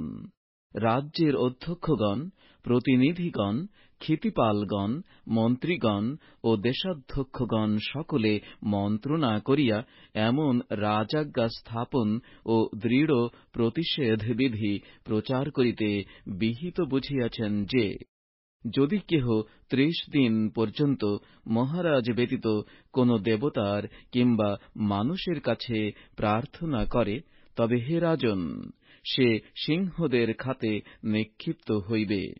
এখন হে রাজন, আপনি সেই প্রতিষেধ বিধি স্থির করুন এবং বিধিপত্রে স্বাক্ষর করুন, যেন মাদীয়দের ও পারসিকদের অলৌপ্য ব্যবস্থানুসারে তাহা অপরিবর্তনীয় হয়। অতএব দারিয়াবশ রাজা সেই পত্র ও প্রতিষেধ বিধিতে স্বাক্ষর করিলেন। পত্রখানি স্বাক্ষরিত হইয়াছে, ইহা দানিয়েল যখন জানিতে পাইলেন, তখন আপন গৃহে গেলেন। তাঁহার কুঠরির বাতায়ন জেরুসালেমের দিকে খোলা ছিল। তিনি দিনের মধ্যে ৩ বার জানু পাতিয়া আপন ঈশ্বরের সম্মুখে প্রার্থনা ও স্তবগান করিলেন, যেমন পূর্বে করিতেন। তখন সেই লোকেরা সমাগত হইয়া দেখিলেন, দানিয়েল আপন ঈশ্বরের নিকটে অনুরোধ ও বিনতি করিতেছেন। তখন তাহারা রাজার নিকটে গিয়া রাজকীয় প্রতিষেধের বিষয়ে রাজার কাছে এই নিবেদন করিলেন, হে রাজন, আপনি কি এই প্রতিষেধ পত্রে স্বাক্ষর করেন নাই যে, যে কোন ব্যক্তি ৩০ দিনের মধ্যে মহারাজ ব্যতীত কোন দেবতার বা মানুষের কাছে প্রার্থনা করে, সে সিংহদের খাতে নিক্ষিপ্ত হইবে? রাজা উত্তর করিলেন, মাদীয়দের ও পারসিকদের অলৌপ্য ব্যবস্থানুসারে তাহা স্থির হইয়াছে। তখন তাহারা রাজার সম্মুখে কহিলেন, হে রাজন, নির্বাসিত যিহুদীদের মধ্যবর্তী দানিয়েল আপনাকে এবং আপনার স্বাক্ষরিত প্রতিষেধ মান্য করে না, কিন্তু প্রতিদিন ৩ বার প্রার্থনা করে।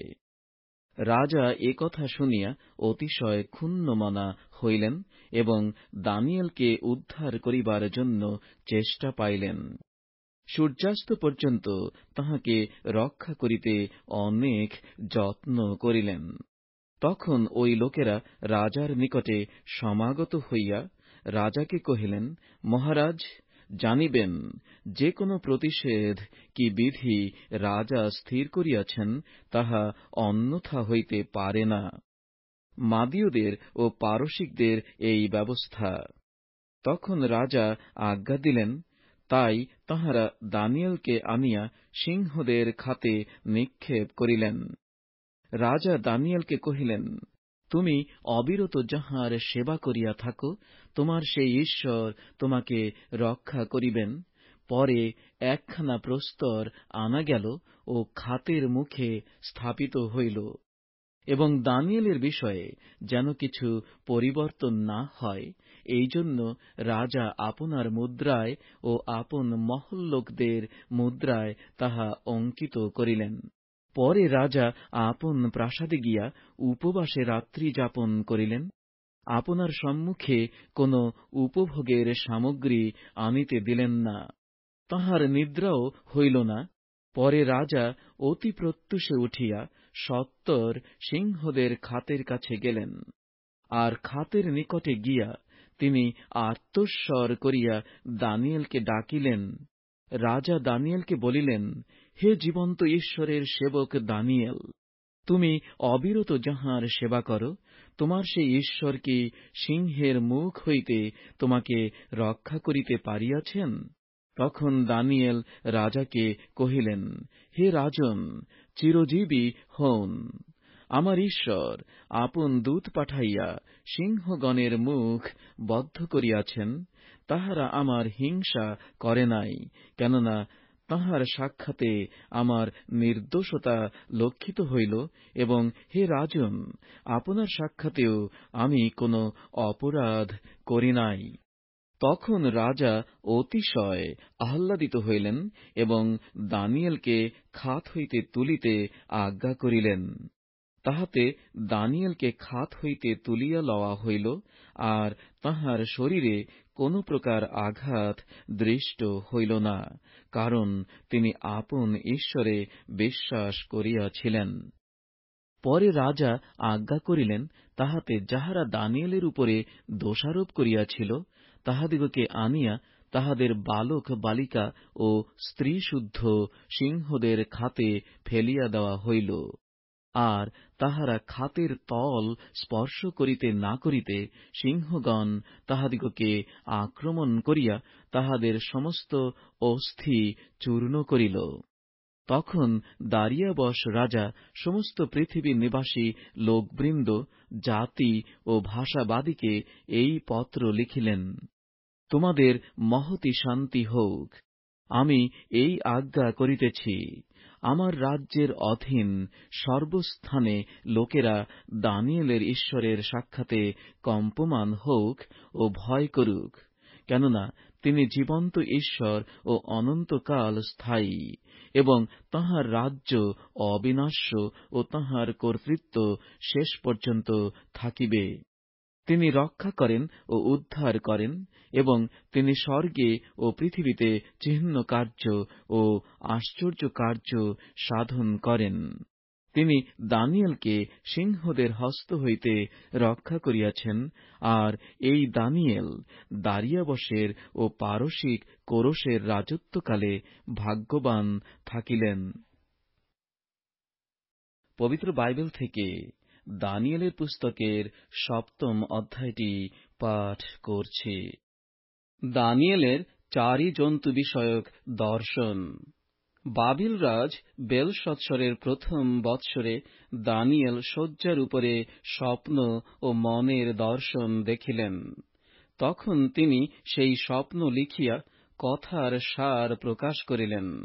দানিয়েল এই বিবরণ কহিলেন, আমি রাত্রিকালে আমার দর্শনে দৃষ্টিপাত করিলাম, আর দেখো, মহাসমুদ্রের উপরে আকাশের চারিবায়ু প্রচণ্ড বেগে বহিতেছে, আর সমুদ্র হইতে বৃহৎ 4টা জন্তু বাহির হইল, তাহারা পরস্পর বিভিন্ন। প্রথমটা সিংহের সদৃশ এবং ঈগল পক্ষীর ন্যায় তাহার পক্ষ ছিল। আমি দেখিতে দেখিতে তাহার সেই দুই পক্ষ উৎপাটিত হইল।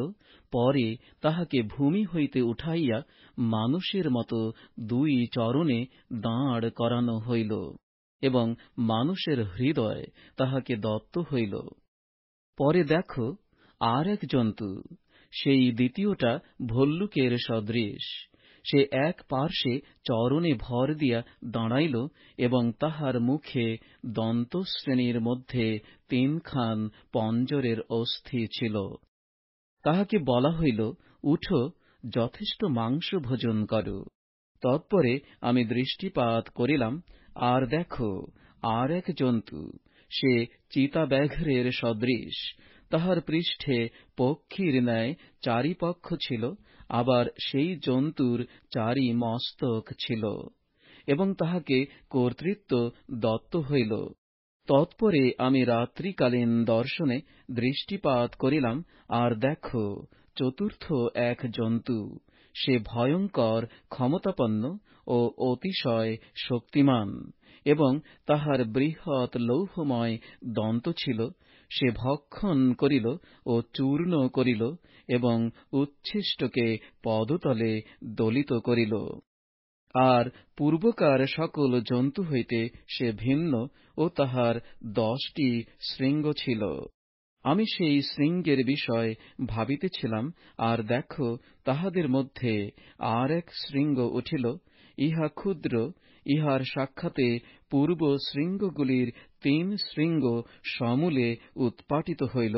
আর দেখো, ওই শৃঙ্গে মানুষের চক্ষুর মত চক্ষু ও দর্পবাক্যবাদী মুখ ছিল। আমি দৃষ্টিপাত করিতে করিতে কয়েকটি সিংহাসন স্থাপিত হইল, এবং অনেক দিনের বৃদ্ধ উপবিষ্ট হইলেন।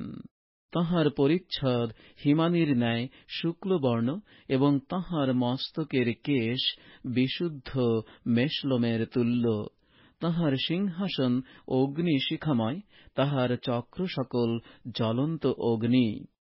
তাঁহার সম্মুখ হইতে অগ্নির স্রোত নির্গত হইয়া বহিতেছিল। সহস্রের সহস্র তাঁহার পরিচর্যা করিতেছিল, এবং অযুতের অযুত তাঁহার সম্মুখে দণ্ডায়মান ছিল। বিচার বসিল, এবং পুস্তক সকল খোলা হইল। আমি ওই শৃঙ্গের কথিত দর্পবাক্যের রব প্রযুক্ত দৃষ্টিপাত করিতে থাকিলাম। আমি দৃষ্টিপাত করিতে থাকিলাম, যে পর্যন্ত সে জন্তু হত না হইল, তাহার শরীর বিনষ্ট না হইল, এবং তাহাকে অগ্নিশিখাতে ফেলিয়া দেওয়া না হইল। আর অন্য সকল জন্তুর গতি এই, তাহাদের হইতে কর্তৃত্ব নিত হইল, তথাপি কিয়ৎকাল ও সময় পর্যন্ত তাহাদিগকে আয়ুর বৃদ্ধি দত্ত হইয়াছিল। আমি রাত্রিকালীন দর্শনে দৃষ্টিপাত করিলাম, আর দেখো, আকাশের মেঘ সহকারে মনুষ্যপুত্রের ন্যায় এক পুরুষ আসিলেন। তিনি সেই অনেক দিনের বৃদ্ধের নিকটে উপস্থিত হইলেন, তাঁহার সম্মুখে আনীত হইলেন। আর তাঁহাকে কর্তৃত্ব, মহিমা ও রাজত্ব দত্ত হইল। লোকবৃন্দ, জাতি ও ভাষাবাদীকে তাঁহার সেবা করিতে হইবে। তাহার কর্তৃত্ব অনন্তকাল কর্তৃত্ব, তাহা লোপ পাইবে না, এবং তাহার রাজ্য বিনষ্ট হইবে না। আমি দানিয়েল আপন দেহ মধ্যে আত্মায় বিষণ্ণ হইলাম, ও আমার মনের দর্শন আমাকে বিহ্বল করিল। যাহারা নিকটে দাঁড়াইয়াছিলেন, আমি তাহাদের একজনের কাছে গমন করিলাম, এবং এই সকলের তথ্য জিজ্ঞাসা করিলাম। তিনি আমাকে এই কথা বলিয়া বিষয়টির তাৎপর্য বুঝাইয়া দিলেন। ওই 4 বৃহৎ জন্তু 4 রাজা, তাহারা পৃথিবী হইতে উৎপন্ন হইবে, কিন্তু পরাৎপরের পবিত্রগণ রাজত্বপ্রাপ্ত হইবে, এবং চিরকাল, যুগে যুগে চিরকাল রাজত্ব ভোগ করিবে। তখন আমি সেই চতুর্থ জন্তুর তথ্য জানিতে চাহিলাম, যে অন্য সকল হইতে ভিন্ন ও অতি ভয়ানক, যাহার দন্ত লৌহময় ও নখ পিত্তলময়, যে ভক্ষণ করিয়াছিল, চূর্ণ করিয়াছিল ও উচ্ছিষ্টকে পদতলে দলিত করিয়াছিল। আর তাহার মস্তকে স্থিত 10 শৃঙ্গের তথ্য ও যে অন্য শৃঙ্গ উঠাইয়াছিল, যাহার সাক্ষাতে 3 শৃঙ্গ পড়িয়া গেল, সেই শৃঙ্গ যাহার চক্ষু ও দর্পবাক্যবাদী মুখ ছিল, সহচরগণ অপেক্ষা যাহার বিপুল দৃশ্য ছিল, সেই শৃঙ্গের তথ্য জানিতে চাহিলাম। আমি দৃষ্টিপাত করিলাম, সেই শৃঙ্গ পবিত্রগণের সহিত যুদ্ধ করিয়া তাহাদিগকে জয় করিল, যে পর্যন্ত না সেই অনেক দিনের বৃদ্ধ আসিলেন আর পরাৎপরের পবিত্রগণের হস্তে বিচারভার দত্ত হইল এবং পবিত্রগণের রাজত্ব ভোগের সময় উপস্থিত হইল। তিনি এইরূপ কথা কহিলেন, ওই চতুর্থ জন্তু পৃথিবীর চতুর্থ রাজ্য। সে রাজ্য সকল রাজ্য হইতে ভিন্ন হইবে এবং সমস্ত পৃথিবীকে গ্রাস করিবে, মর্দন করিবে ও চূর্ণ করিবে।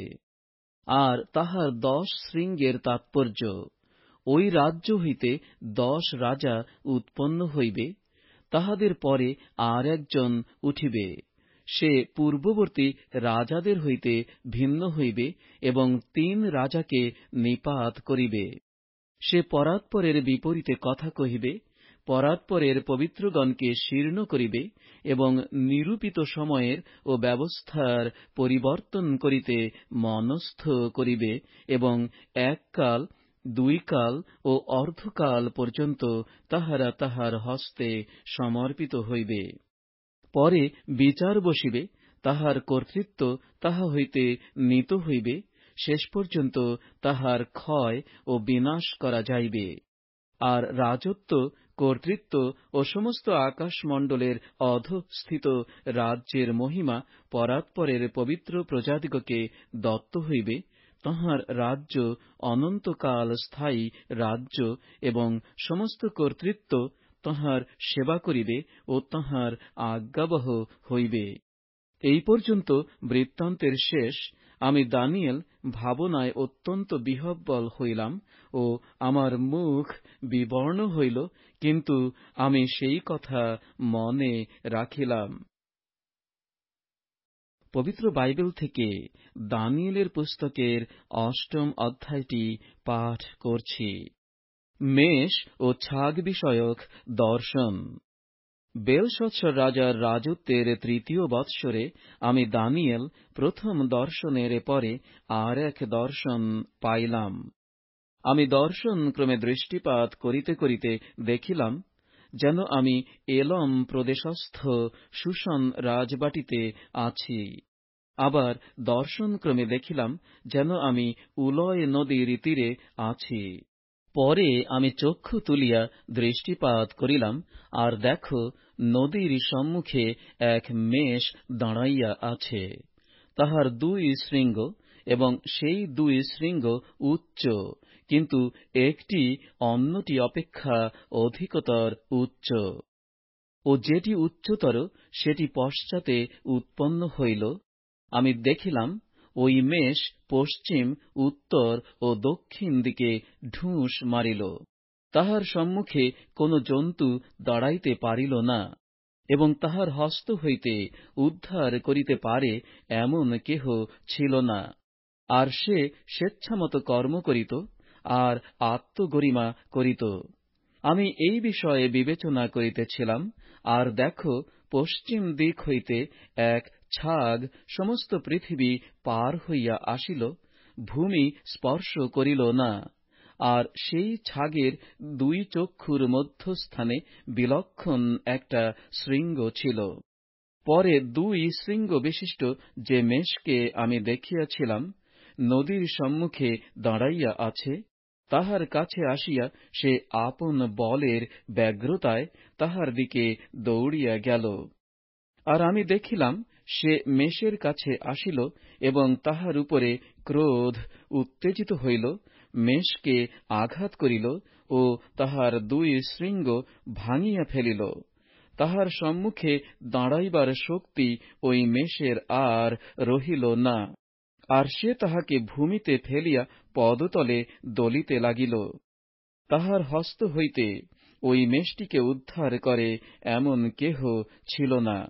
পরে ওই ছাগ অতিশয় আত্মগরিমা করিল, কিন্তু বলবান হইলে পর সেই বৃহৎ শৃঙ্গ ভগ্ন হইল, এবং তাহার স্থানে আকাশের চারি বায়ুর দিকে চারিটি বিলক্ষণ শৃঙ্গ উৎপন্ন হইল।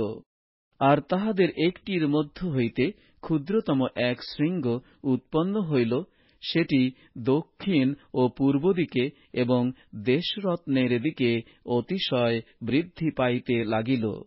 আর সে আকাশমণ্ডলের বাহিনী পর্যন্ত বৃদ্ধি পাইল, এবং সেই বাহিনীর ও তারাগণের কিয়দংশ ভূমিতে ফেলিয়া দিল এবং পদতলে দলিতে লাগিল। সে বাহিনীপতির বিপক্ষেও আত্মগরিমা করিল ও তাহা হইতে নিত্য নৈবেদ্য অপহরণ করিল, এবং তাহার ধর্মধাম স্থান নিপাতিত হইল। আর অধর্ম প্রযুক্ত নিত্য নৈবেদ্যের বিরুদ্ধে এক বাহিনী তাহার হস্তে সমর্পিত হইল, এবং সে সত্যকে ভূমিতে নিপাত করিল এবং কর্ম করিল ও কৃতকার্য হইল। পরে আমি এক পবিত্র ব্যক্তিকে কথা কহিতে শুনিলাম, এবং যিনি কথা কহিতেছিলেন তাহাকে আর এক পবিত্র ব্যক্তি জিজ্ঞাসা করিলেন, সেই নিত্য নৈবেদ্যের অপহরণ ও সেই ধ্বংসজনক অধর্ম দলিত হইবার জন্য ধর্মধামের ও বাহিনীর সমর্পণ সম্বন্ধীয় দর্শন কতকালের জন্য? তিনি তাহাকে কহিলেন, 2300 সন্ধ্যা ও প্রাতঃকালের নিমিত্ত। পরে ধর্মধামের পক্ষে বিচার নিষ্পত্তি হইবে।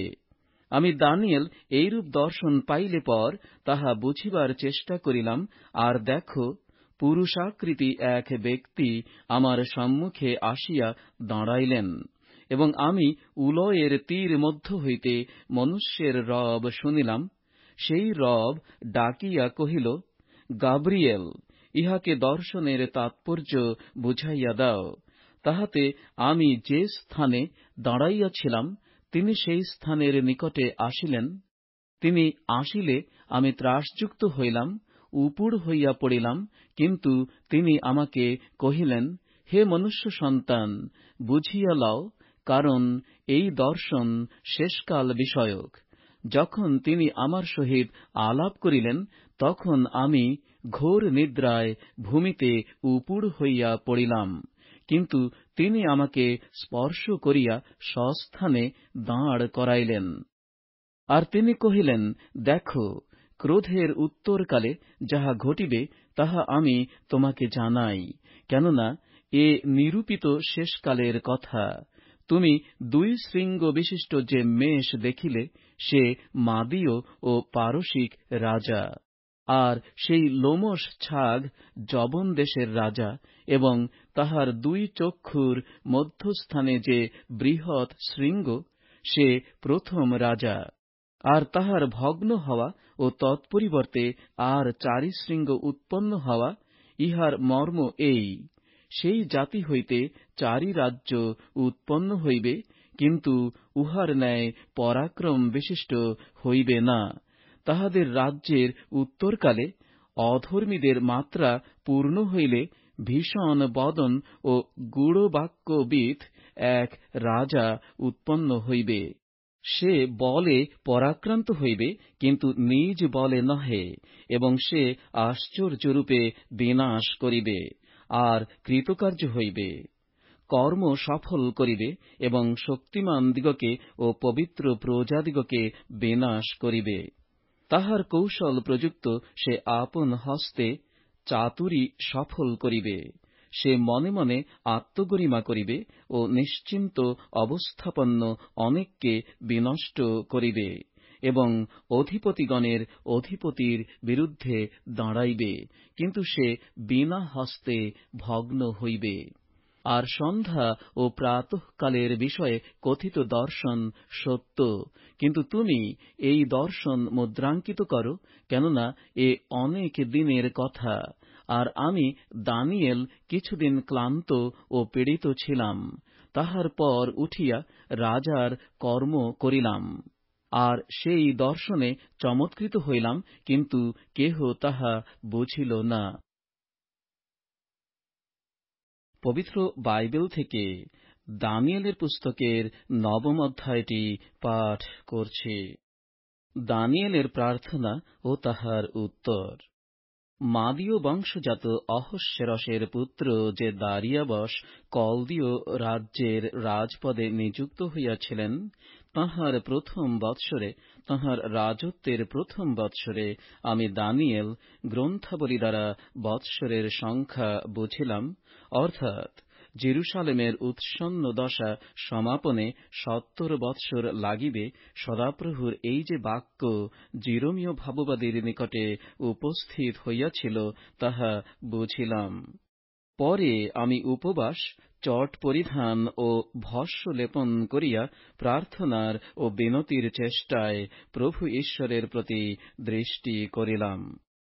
আর আমার ঈশ্বর সদাপ্রভুর কাছে প্রার্থনা করিলাম ও পাপ স্বীকার করিয়া কহিলাম, হে প্রভু, তুমি সেই মহান ও ভয়াবহ ঈশ্বর, যিনি তাহাদের সহিত নিয়ম ও দয়া রক্ষা করেন, যাহারা তাঁহাকে প্রেম করে ও তাঁহার আজ্ঞা পালন করে।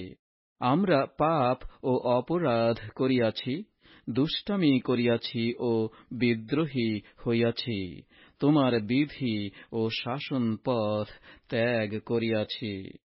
আর তোমার যে দাস ভাববাদীগণ আমাদের রাজগণকে, অধ্যক্ষগণকে, পিতৃপুরুষগণকে ও জনপদস্থ প্রজা সকলকে তোমার নামে কথা কহিতেন, তাঁহাদের কথায়ও আমরা কর্ণপাত করি নাই।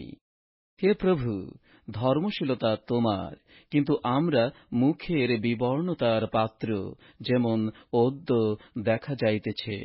জিহুদার লোক ও জেরুসালেম নিবাসীগণ এবং সমস্ত ইসরায়েল এই অবস্থায় রহিয়াছে, যাহারা নিকটবর্তী ও যাহারা দূরস্থ, যাহারা সেই সকল দেশে রহিয়াছে, যেখানে তুমি তাহাদিগকে তাড়াইয়া দিয়াছ, তোমার বিরুদ্ধে কৃত সত্য লঙ্ঘন প্রযুক্তই তাড়াইয়া দিয়াছ। হে প্রভু, আমরা আমাদের রাজগণ, অধ্যক্ষগণ ও পিতৃপুরুষগণ সকলে মুখের বিবর্ণতার পাত্র, কারণ আমরা তোমার বিরুদ্ধে পাপ করিয়াছি। করুণা ও ক্ষমা আমাদের প্রভু ঈশ্বরের, কারণ আমরা তাঁহার বিদ্রোহী হইয়াছি এবং আমাদের ঈশ্বর সদাপ্রভুর রবে অবধান করি নাই। তিনি আপন দাস ভাববাদীগণ দ্বারা আমাদের সম্মুখে যে সমস্ত ব্যবস্থা রাখিয়াছেন, আমরা সে পথে চলি নাই। হাঁ, সমস্ত ইসরায়েল তোমার ব্যবস্থা লঙ্ঘন করিয়াছে, তোমার বাক্যে অবধান করিবার অনিচ্ছায় বিপথগামী হইয়াছে। সেই জন্য ঈশ্বরের দাস মোশির ব্যবস্থায় লিখিত অভিশাপ ও শপথ আমাদের উপরে বর্ষিত হইয়াছে। কারণ আমরা ঈশ্বরের বিরুদ্ধে পাপ করিয়াছি, আর আমাদের বিরুদ্ধে ও যে বিচারকর্তৃগণ আমাদের বিচার করিতেন, তাঁহাদের বিরুদ্ধে তিনি যে যে বাক্য বলিয়াছেন, সে সকল সুফল করিয়া আমাদের উপরে ভারী অমঙ্গল বর্তাইয়াছেন। কেননা জেরুসালেমের প্রতি যেরূপ করা গিয়াছে, আকাশমণ্ডলের নিচে আর কোথাও তদ্রূপ করা যায় নাই। মোশির ব্যবস্থায় যেরূপ লিখিত আছে, তদনুসারে এই সমস্ত অমঙ্গল আমাদের উপরে আসিয়াছে।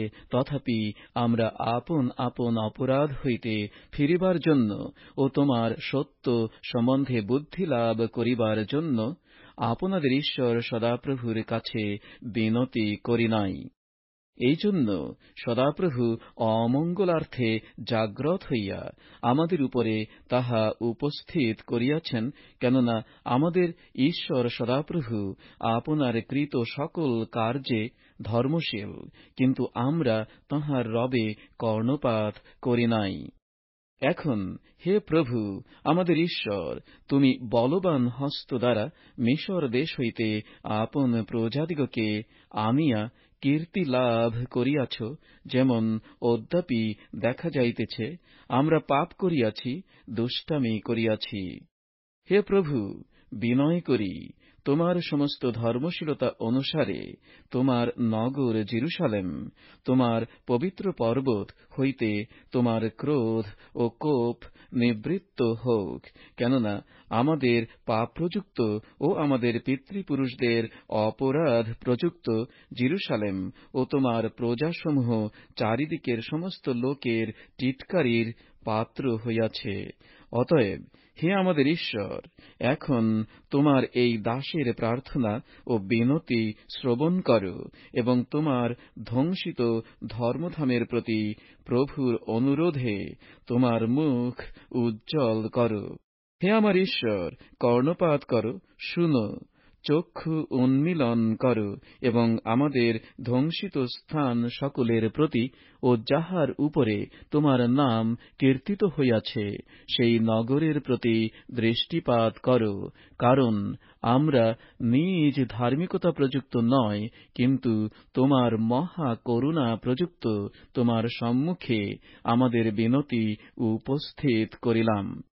হে প্রভু, শুনো, হে প্রভু, ক্ষমা করো, হে প্রভু, মনোযোগ করো ও কর্ম করো, বিলম্ব করিও না। হে আমার ঈশ্বর, তোমার নিজের অনুরোধে কার্য করো, কেননা তোমার নগরের ও তোমার প্রজাগণের উপরে তোমার নাম কীর্তিত হইয়াছে। এইরূপে আমি নিবেদন ও প্রার্থনা করিতেছিলাম এবং আমার পাপ ও আমার জাতি ইসরায়েলের পাপ স্বীকার করিতেছিলাম এবং আমার ঈশ্বরের পবিত্র পর্বতের জন্য আমার ঈশ্বর সদাপ্রভুর সম্মুখে বিনতি উপস্থিত করিতেছিলাম।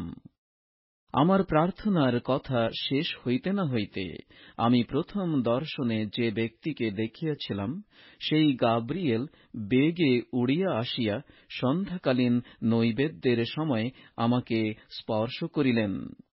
তিনি আমাকে বুঝাইয়া দিলেন এবং আমার সহিত আলাপ করিয়া কহিলেন, হে দানিয়েল, আমি এক্ষণে তোমাকে বুদ্ধি কৌশল দিতে আসিয়াছি।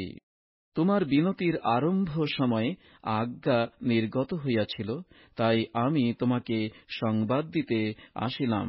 কেননা তুমি অতিশয় প্রীতিপাত্র, অতএব এই বিষয়ে বিবেচনা করো ও এই দর্শন বুঝিয়া লও। তোমার জাতির ও তোমার পবিত্র নগরের সম্বন্ধে 70 সপ্তাহ নিরূপিত হইয়াছে। অধর্ম সমাপ্ত করিবার জন্য, পাপ শেষ করিবার জন্য, অপরাধের প্রায়শ্চিত্ত করিবার জন্য, অনন্তকাল স্থায়ী ধার্মিকতা আনয়ন করিবার জন্য, দর্শন ও ভাববাণী মুদ্রাঙ্কিত করিবার জন্য এবং মহা পবিত্রকে অভিষেক করিবার জন্য।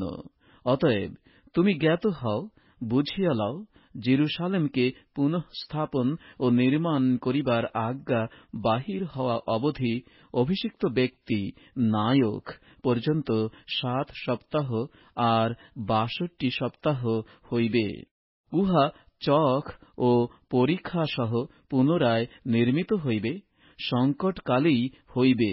সেই 62 সপ্তাহের পরে অভিষিক্ত ব্যক্তি উচ্ছিন্ন হইবেন এবং তাঁহার কিছুই থাকিবে না। আর আগামী নায়কের প্রজারা নগর ও ধর্মধাম বিনষ্ট করিবে ও প্লাবন দ্বারা তাহার শেষ হইবে এবং শেষ পর্যন্ত যুদ্ধ হইবে, ধ্বংস বিধ্বংস নিরূপিত। 1 সপ্তাহ পর্যন্ত তিনি অনেকের সহিত দৃঢ় নিয়ম করিলেন। সেই সপ্তাহের অর্ধকালে তিনি যজ্ঞ ও নৈবেদ্য নিবৃত্ত করিবেন। পরে ঘৃণার্হ বস্তু সকলের পক্ষের উপরে ধ্বংসক আসিবে এবং উচ্ছিন্নতা নিরূপিত উচ্ছিন্নতা পর্যন্ত ধ্বংসকের উপরে ক্রোধ বর্ষিত হইবে। পবিত্র বাইবেল থেকে দানিয়েলের পুস্তকের 10ম অধ্যায়টি পাঠ করছি। ভাবিকাল সম্বন্ধীয় দর্শন ও ভাববাণী। পারস্যরাজ কোরশের 3য় বৎসরে বেলশৎসর নামে আখ্যাত দানিয়েলের নিকটে এক বাক্য প্রকাশিত হইল। সেই বাক্য সত্য ও মহাযুদ্ধসূচক। তিনি বাক্য বুঝিলেন, সেই দর্শনও বুঝিতে পারিলেন।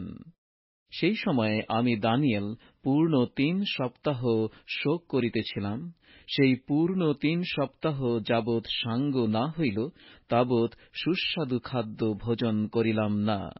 মাংস কি দ্রাক্ষারস আমার মুখে প্রবেশ করিল না, এবং আমি তৈল মর্দন করিলাম না। পরে প্রথম মাসের ৪৪ দিনে, যখন আমি হিদ্দেকল নামক মহানদীর তীরে ছিলাম, তখন চক্ষু তুলিয়া দৃষ্টি করিলাম, আর দেখো, মসিনা বস্ত্র পরিহিত ও উফসের উত্তম স্বর্ণে বদ্ধকটি এক ব্যক্তি। তাঁহার শরীর বৈদুর্যমণির ন্যায়, তাঁহার মুখ বিদ্যুতের প্রভার ন্যায়, তাঁহার চক্ষু জ্বলন্ত মশালের ন্যায়, তাঁহার হস্ত পদ পরিষ্কৃত পিত্তলের আভা বিশিষ্ট, এবং তাঁহার বাক্যের রব লোকারণ্যের শব্দের ন্যায়। আমি দানিয়েল একাকী সেই দর্শন পাইলাম, কারণ আমার সঙ্গীরা সেই দর্শন পাইল না, কিন্তু তাহারা অতিশয় কাঁপিয়া উঠিল এবং আপনাদিগকে লুকাইবার জন্য পলায়ন করিল। এই জন্য আমি একা থাকিয়া সেই মহৎ দর্শন প্রাপ্ত হইলাম, আর আমাতে বল রহিল না। আমার তেজ ক্ষয়ে পরিণত হইল, আমি কিছুমাত্র বল রক্ষা করিতে পারিলাম না। পরে আমি তাঁহার বাক্যের রব শুনিলাম, আর সেই বাক্যের রব শুনিবা মাত্র আমি ঘোর নিদ্রায় উপুড় হইয়া পড়িলাম। আর দেখো, একখানি হস্ত আমাকে স্পর্শ করিয়া আমার জানু ও আমার ২ করতলের উপরে নির্ভর করাইল। পরে তিনি আমাকে কহিলেন, হে মহাপ্রীতিপাত্র দানিয়েল, আমি তোমাকে যে যে কথা বলিব, সে সকল বুঝিয়া লও এবং উঠিয়া দাঁড়াও, কেননা আমি এখন তোমারই কাছে প্রেরিত হইলাম। তিনি আমাকে এই কথা কহিলে আমি কাঁপিতে কাঁপিতে উঠিয়া দাঁড়াইলাম। তখন তিনি আমাকে কহিলেন, হে দানিয়েল, ভয় করিও না, কেননা যে প্রথম দিন তুমি বুঝিবার জন্য ও তোমার ঈশ্বরের সাক্ষাতে আপনাকে বিনীত করিবার জন্য মনঃসংযোগ করিয়াছিলে, সেই দিন হইতে তোমার বাক্য শোনা হইয়াছে, এবং তোমার বাক্য প্রযুক্ত আমি আসিয়াছি। কিন্তু পারস্য রাজ্যের অধ্যক্ষ ২১ দিন পর্যন্ত আমার প্রতিকূলে দাঁড়াইলেন। পরে দেখো, প্রধান অধ্যক্ষদের মধ্যে মিখায়েল নামক একজন আমার সাহায্য করিতে আসিলেন, আর আমি সে স্থানে পারস্যের রাজগণের কাছে রহিলাম। এখন উত্তরকালে তোমার জাতির প্রতি যাহা ঘটিবে, তাহা আমি তোমাকে বুঝাইয়া দিতে আসিয়াছি, কেননা দর্শনটি এখনো দীর্ঘকালের অপেক্ষা করিতেছে। তিনি আমাকে এই কথা বলিলে পর আমি ভূমিতে উপুড় হইয়া অবাক হইয়া রহিলাম। আর দেখো, মনুষ্য সন্তানদের আকৃতি বিশিষ্ট এক ব্যক্তি আমার ওষ্ঠাধর স্পর্শ করিলেন। তখন আমি মুখ খুলিয়া কথা কহিলাম। যিনি আমার সম্মুখে দাঁড়াইয়াছিলেন, তাঁহাকে কহিলাম, হে আমার প্রভু, এই দর্শন প্রযুক্ত মর্মবেদনা আমাকে ধরিয়াছে, কিছুমাত্র বল রক্ষা করিতে পারিতেছি না। কারণ আমার এই প্রভুর দাস কি প্রকারে আমার এই প্রভুর সহিত কথা কহিতে পারে? এক্ষণে আমার কিছুমাত্র বল নাই, আমার মধ্যে শ্বাসও নাই। তখন সেই যে ব্যক্তি দেখিতে মানুষের ন্যায়, তিনি পুনর্বার স্পর্শ করিয়া আমাকে সবল করিলেন। আর তিনি কহিলেন, হে মহাপ্রীতিপাত্র, ভয় করিও না, তোমার শান্তি হোক, সবল হও, সবল হও। তিনি আমার সহিত আলাপ করিলে আমি সবল হইলাম, আর বলিলাম, আমার প্রভু বলুন, কেননা আপনি আমাকে সবল করিয়াছেন। তখন তিনি কহিলেন, আমি কি জন্য তোমার কাছে আসিয়াছি তাহা কি জানো? এখন আমি পারস্যের অধ্যক্ষের সহিত যুদ্ধ করিতে ফিরিয়া যাইব। আর দেখো, আমি চলিয়া গেলে যবনের অধ্যক্ষ আসিবে। যাহা হোক, সত্যের গ্রন্থে যাহা লিখিত আছে তাহা আমি তোমাকে জ্ঞাত করি। উহাদের বিরুদ্ধে আমার সাহায্য করিতে তোমাদের অধ্যক্ষ মিখায়েল ব্যতিরেকে আর কেহ নাই। পবিত্র বাইবেল থেকে দানিয়েলের পুস্তকের 11 অধ্যায়টি পাঠ করছি। আর মাদীয় দারিয়াবশের প্রথম বৎসরে আমি তাহাকে সবল ও শক্তিমান করিতে দাঁড়াইয়াছিলাম। যাহা হোক, এখন আমি তোমাকে সত্য কথা জ্ঞাত করিব। দেখো, পারস্যে আর 3 রাজা উৎপন্ন হইবে, আর চতুর্থ রাজা সর্বাপেক্ষা অধিক ধনশালী হইবে, এবং আপন ধনে শক্তিমান হইলে যবন রাজ্যের বিরুদ্ধে সকলকে উত্তেজিত করিবে। পরে বীর্যবান এক রাজা উৎপন্ন হইবে, সে মহা কর্তৃত্ব বিশিষ্ট কর্তা হইবে ও স্বেচ্ছানুসারে কর্ম করিবে। সে উৎপন্ন হইলে তাহার রাজ্য ভগ্ন হইবে, আকাশের চারি বায়ুর দিকে বিভক্ত হইবে, কিন্তু তাহার বংশের নিমিত্ত নয়, আর সে যে কর্তৃত্ব করিত তদনুসারে নয়। বস্তুত তাহার রাজ্য উৎপাটিত হইয়া তাহাদের নয়, কিন্তু অন্যদের হইবে। আর দক্ষিণ দেশের রাজা বলবান হইবে, কিন্তু তাহার অধ্যক্ষদের মধ্যে একজন তাহা হইতেও বলবান হইয়া প্রভুত্ব পাইবে। তাহার প্রভুত্ব মহাপ্রভুত্ব হইবে। আর বৎসর নিচয়ের শেষে তাহারা পরস্পর সম্বন্ধ পাতাইবে, আর মিলন করণার্থে দক্ষিণ দেশের রাজার কন্যা উত্তর দেশের রাজার কাছে গমন করিবে। কিন্তু সে কন্যা নিজের বাহুবল রক্ষা করিবে না, এবং সে রাজা ও তাহার বাহু স্থায়ী হইবে না। কিন্তু সেই মহিলা এবং যাহারা তাহাকে আনিয়াছিল, আর যে তাহার জন্ম দিয়াছিল, ও যে তৎকালে তাহাকে বল দিয়াছিল, সকলে সমর্পিত হইবে। তথাপি তাহার মূলের এক পল্লব হইতে একজন তাহার পদে উৎপন্ন হইবে, আর সৈন্যের বিরুদ্ধে আসিয়া উত্তর দেশের রাজার দুর্গে প্রবেশ করিবে, এবং সেই সকলের বিপক্ষে ব্যাপৃত হইয়া পরাক্রম দেখাইবে। আর সে তাহাদের ঢালা প্রতিমাগণের সহিত তাহাদের রৌপ্য ও স্বর্ণের নানা রমণীয় পাত্রের সহিত তাহাদের দেবগণকে বন্দী করিয়া মিশরে লইয়া যাইবে। পরে কয়েক বৎসর উত্তর দেশের রাজা হইতে নিবৃত্ত থাকিবে। আর সে দক্ষিণ দেশের রাজার রাজ্যে প্রবেশ করিবে, কিন্তু নিজ দেশে ফিরিয়া যাইবে। তাহার পুত্রগণ যুদ্ধ করিবে এবং বিপুল বল সমারোহ সংগ্রহ করিবে। তাহারা আসিবে, উথলিয়া উঠিয়া বাড়িতে থাকিবে, এবং তাহারা ফিরিয়া আসিবে ও তাহার দুর্গ পর্যন্ত যুদ্ধ করিবে। তাহাতে দক্ষিণ দেশের রাজা ক্রোধাবিষ্ট হইবে, এবং যাত্রা করিয়া তাহার সহিত উত্তর দেশের রাজার সহিত সংগ্রাম করিবে। সেও মহা সমারোহে একত্র করিবে, কিন্তু সেই সমারোহ উহার হস্তে সমর্পিত হইবে। ওই সমারোহ নীত হইবে ও সে উদ্ধতচিত্ত হইবে, আর সহস্র সহস্র লোককে নিপাত করিবে, তথাপি প্রবল থাকিবে না।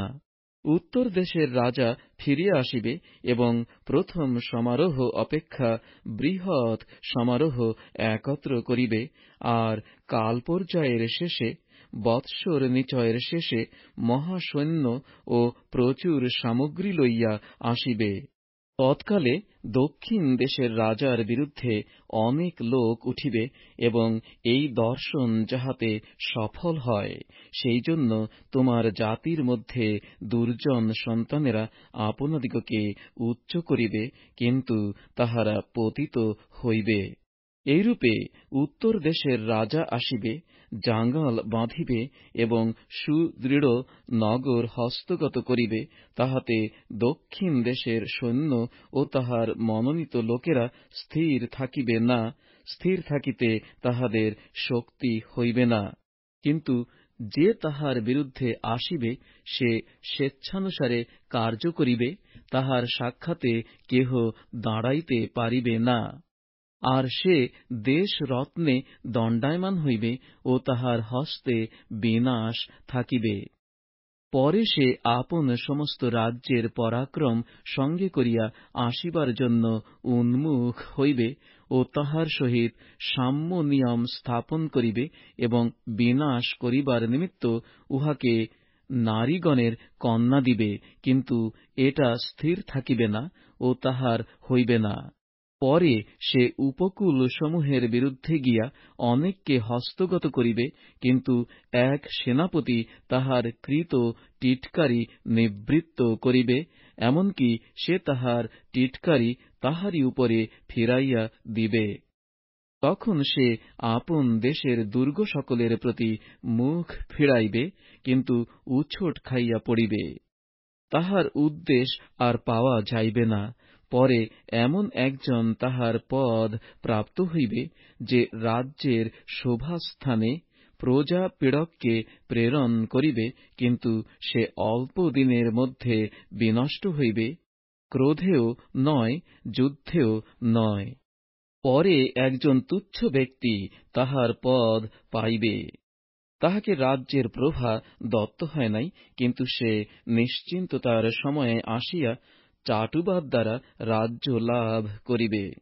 তাহার সম্মুখ হইতে আপ্লাবনকারী সৈন্য সকল আপ্লাবিত হইয়া ভগ্ন হইবে এবং নিয়মের নায়কও ভগ্ন হইবে।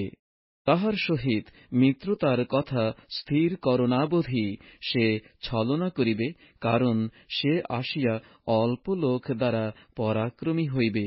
সে নিশ্চিন্ততার সময় প্রদেশের অতি উত্তম উত্তম স্থানে প্রবেশ করিবে এবং তাহার পিতৃপুরুষেরা এবং পিতৃপুরুষদের পিতৃপুরুষেরাও যাহা করে নাই তাহা করিবে। সে লোকদের মধ্যে লুঠ দ্রব্য, হরিত বস্তু এবং সম্পত্তি বিকীর্ণ করিবে, দৃঢ় দুর্গ সকলের বিরুদ্ধে কৌশল কল্পনা করিবে, কিছুকাল করিবে। আর সে অনেক সৈন্য সঙ্গে লইয়া দক্ষিণ দেশের রাজার বিরুদ্ধে আপন বল ও চিত্ত উত্তেজিত করিবে। তাহাতে দক্ষিণ দেশের রাজা অতি পরাক্রান্ত বিস্তর সৈন্য সঙ্গে লইয়া যুদ্ধ করিবে, কিন্তু স্থির থাকিবে না, কেননা তাহারা তাহার বিরুদ্ধে নানা কৌশল কল্পনা করিবে। যাহারা তাহার আহার্য দ্রব্যের ভাগী, তাহারাই তাহাকে বিনষ্ট করিবে ও উহার সৈন্য আপ্লাবন করিবে এবং অনেকে নিহত হইয়া পড়িবে। আর এই দুই রাজার চিত্ত হিংসাপূর্ণ হইবে এবং তাহারা এক মেজে বসিয়া মিথ্যা কথা কহিবে, কিন্তু তাহা সফল হইবে না, কেননা তখনও শেষ নিরূপিত কালের অপেক্ষা করিবে। আর সে অনেক সম্পত্তি লইয়া আপন দেশে ফিরিয়া যাইবে ও তাহার অন্তঃকরণ পবিত্র নিয়মের বিপক্ষ হইবে এবং সে কার্য করিয়া আপন দেশে ফিরিয়া যাইবে। নিরূপিত কালে সে ফিরিয়া আসিবে, দক্ষিণ দেশে প্রবেশ করিবে, কিন্তু পূর্বকালে যেমন ছিল উত্তরকালে তেমন হইবে না।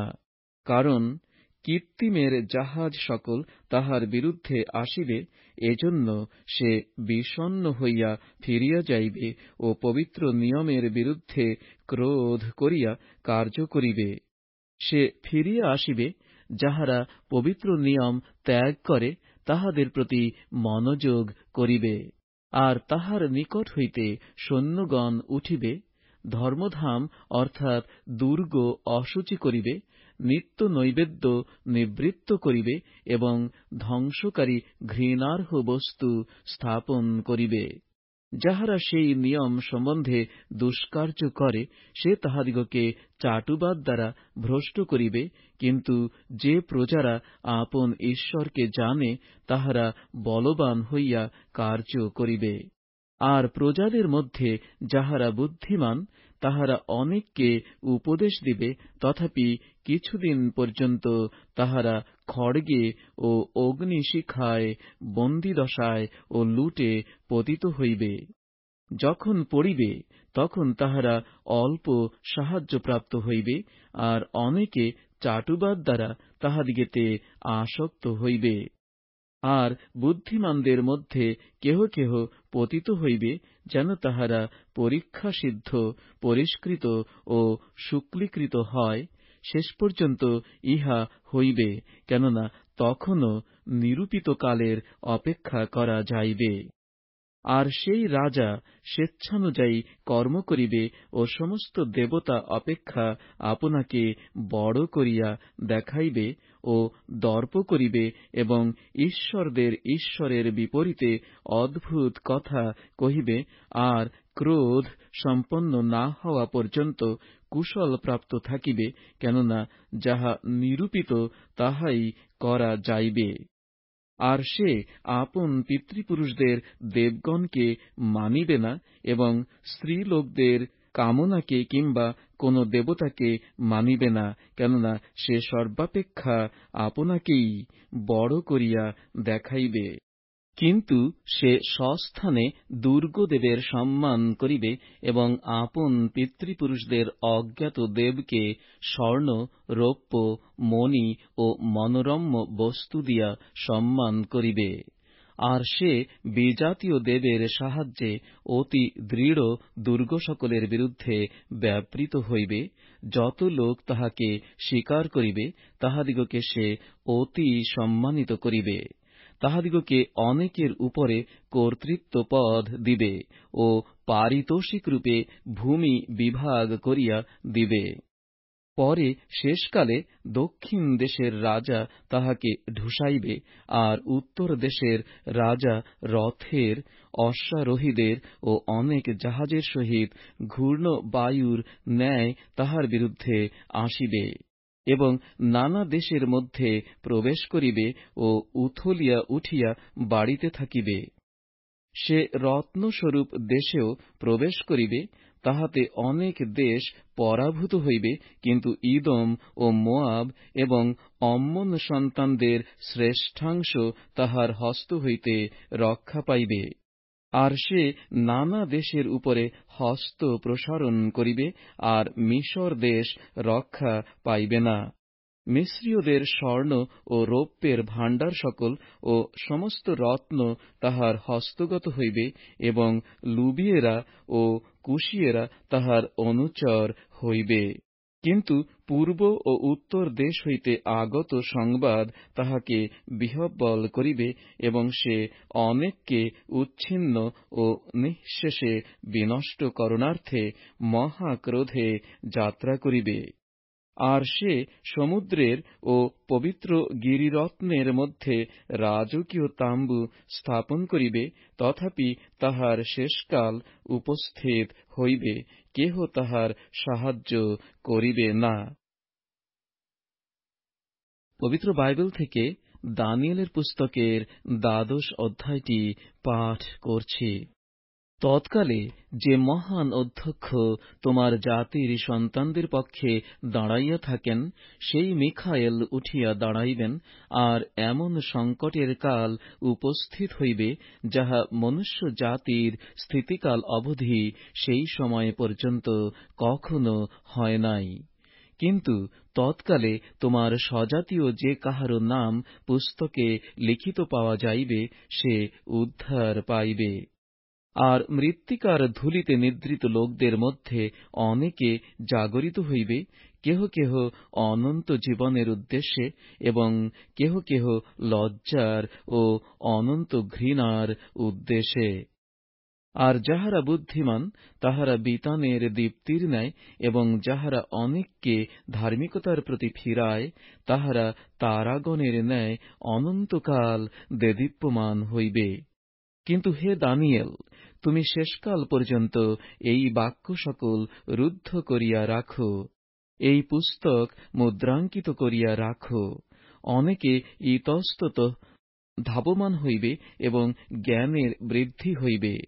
তখন আমি দানিয়েল দৃষ্টি করিলাম, আর দেখো, অন্য 2 জন দাঁড়াইয়া আছেন, এক ব্যক্তি নদী তীরে এপারে এবং অন্য ব্যক্তি নদী তীরে ওপারে। আর এক ব্যক্তি সেই মসিনা বস্ত্র পরিহিত ব্যক্তিকে, যিনি জলের ঊর্ধ্বে ছিলেন, তাহাকে কহিলেন, এই আশ্চর্য আশ্চর্য বিষয়ের শেষ কতকালে হইবে? পরে আমি শুনিতে পাইলাম, সেই মসিনা বস্ত্র পরিহিত ও নদীর জলের ঊর্ধ্বে স্থিত ব্যক্তি আপন দক্ষিণ ও বাম হস্ত স্বর্গের দিকে তুলিয়া নিত্যজীবী ঈশ্বরের নামে শপথ করিয়া কহিলেন, ইহা 1 কাল, 2 কাল ও অর্ধকালে হইবে, এবং পবিত্র জাতির বাহু ভঙ্গ সম্পূর্ণ হইলে এই সকল সিদ্ধ হইবে। আমি এই কথা শুনিলাম বটে, কিন্তু বুঝিতে পারিলাম না। তখন আমি কহিলাম, হে আমার প্রভু, এই সকলের শেষ ফল কি হইবে? তিনি কহিলেন, হে দানিয়েল, তুমি প্রস্থান করো, কেননা শেষকাল পর্যন্ত এই বাক্য সকল রুদ্ধ ও মুদ্রাঙ্কিত থাকিবে। অনেকে আপনাদিগকে পরিষ্কৃত ও শুক্ল করিবে এবং পরীক্ষাসিদ্ধ হইবে, কিন্তু দুষ্টেরা দুষ্টাচরণ করিবে, আর দুষ্টদের মধ্যে কেহ বুঝিবে না, কেবল বুদ্ধিমানেরাই বুঝিবে। আর যে সময়ে নিত্য নৈবেদ্য নিবৃত্ত ও ধ্বংসকারী ঘৃণার্হ বস্তু স্থাপিত হইবে, তদবধি 1,290 দিন হইবে। ধন্য সেই যে ধৈর্য ধরিয়া সেই 1,335 দিন পর্যন্ত থাকিবে। কিন্তু তুমি শেষের অপেক্ষাতে গমন করো, তাহাতে বিশ্রাম পাইবে এবং দিনসমূহের শেষে আপন অধিকারে দণ্ডায়মান হইবে।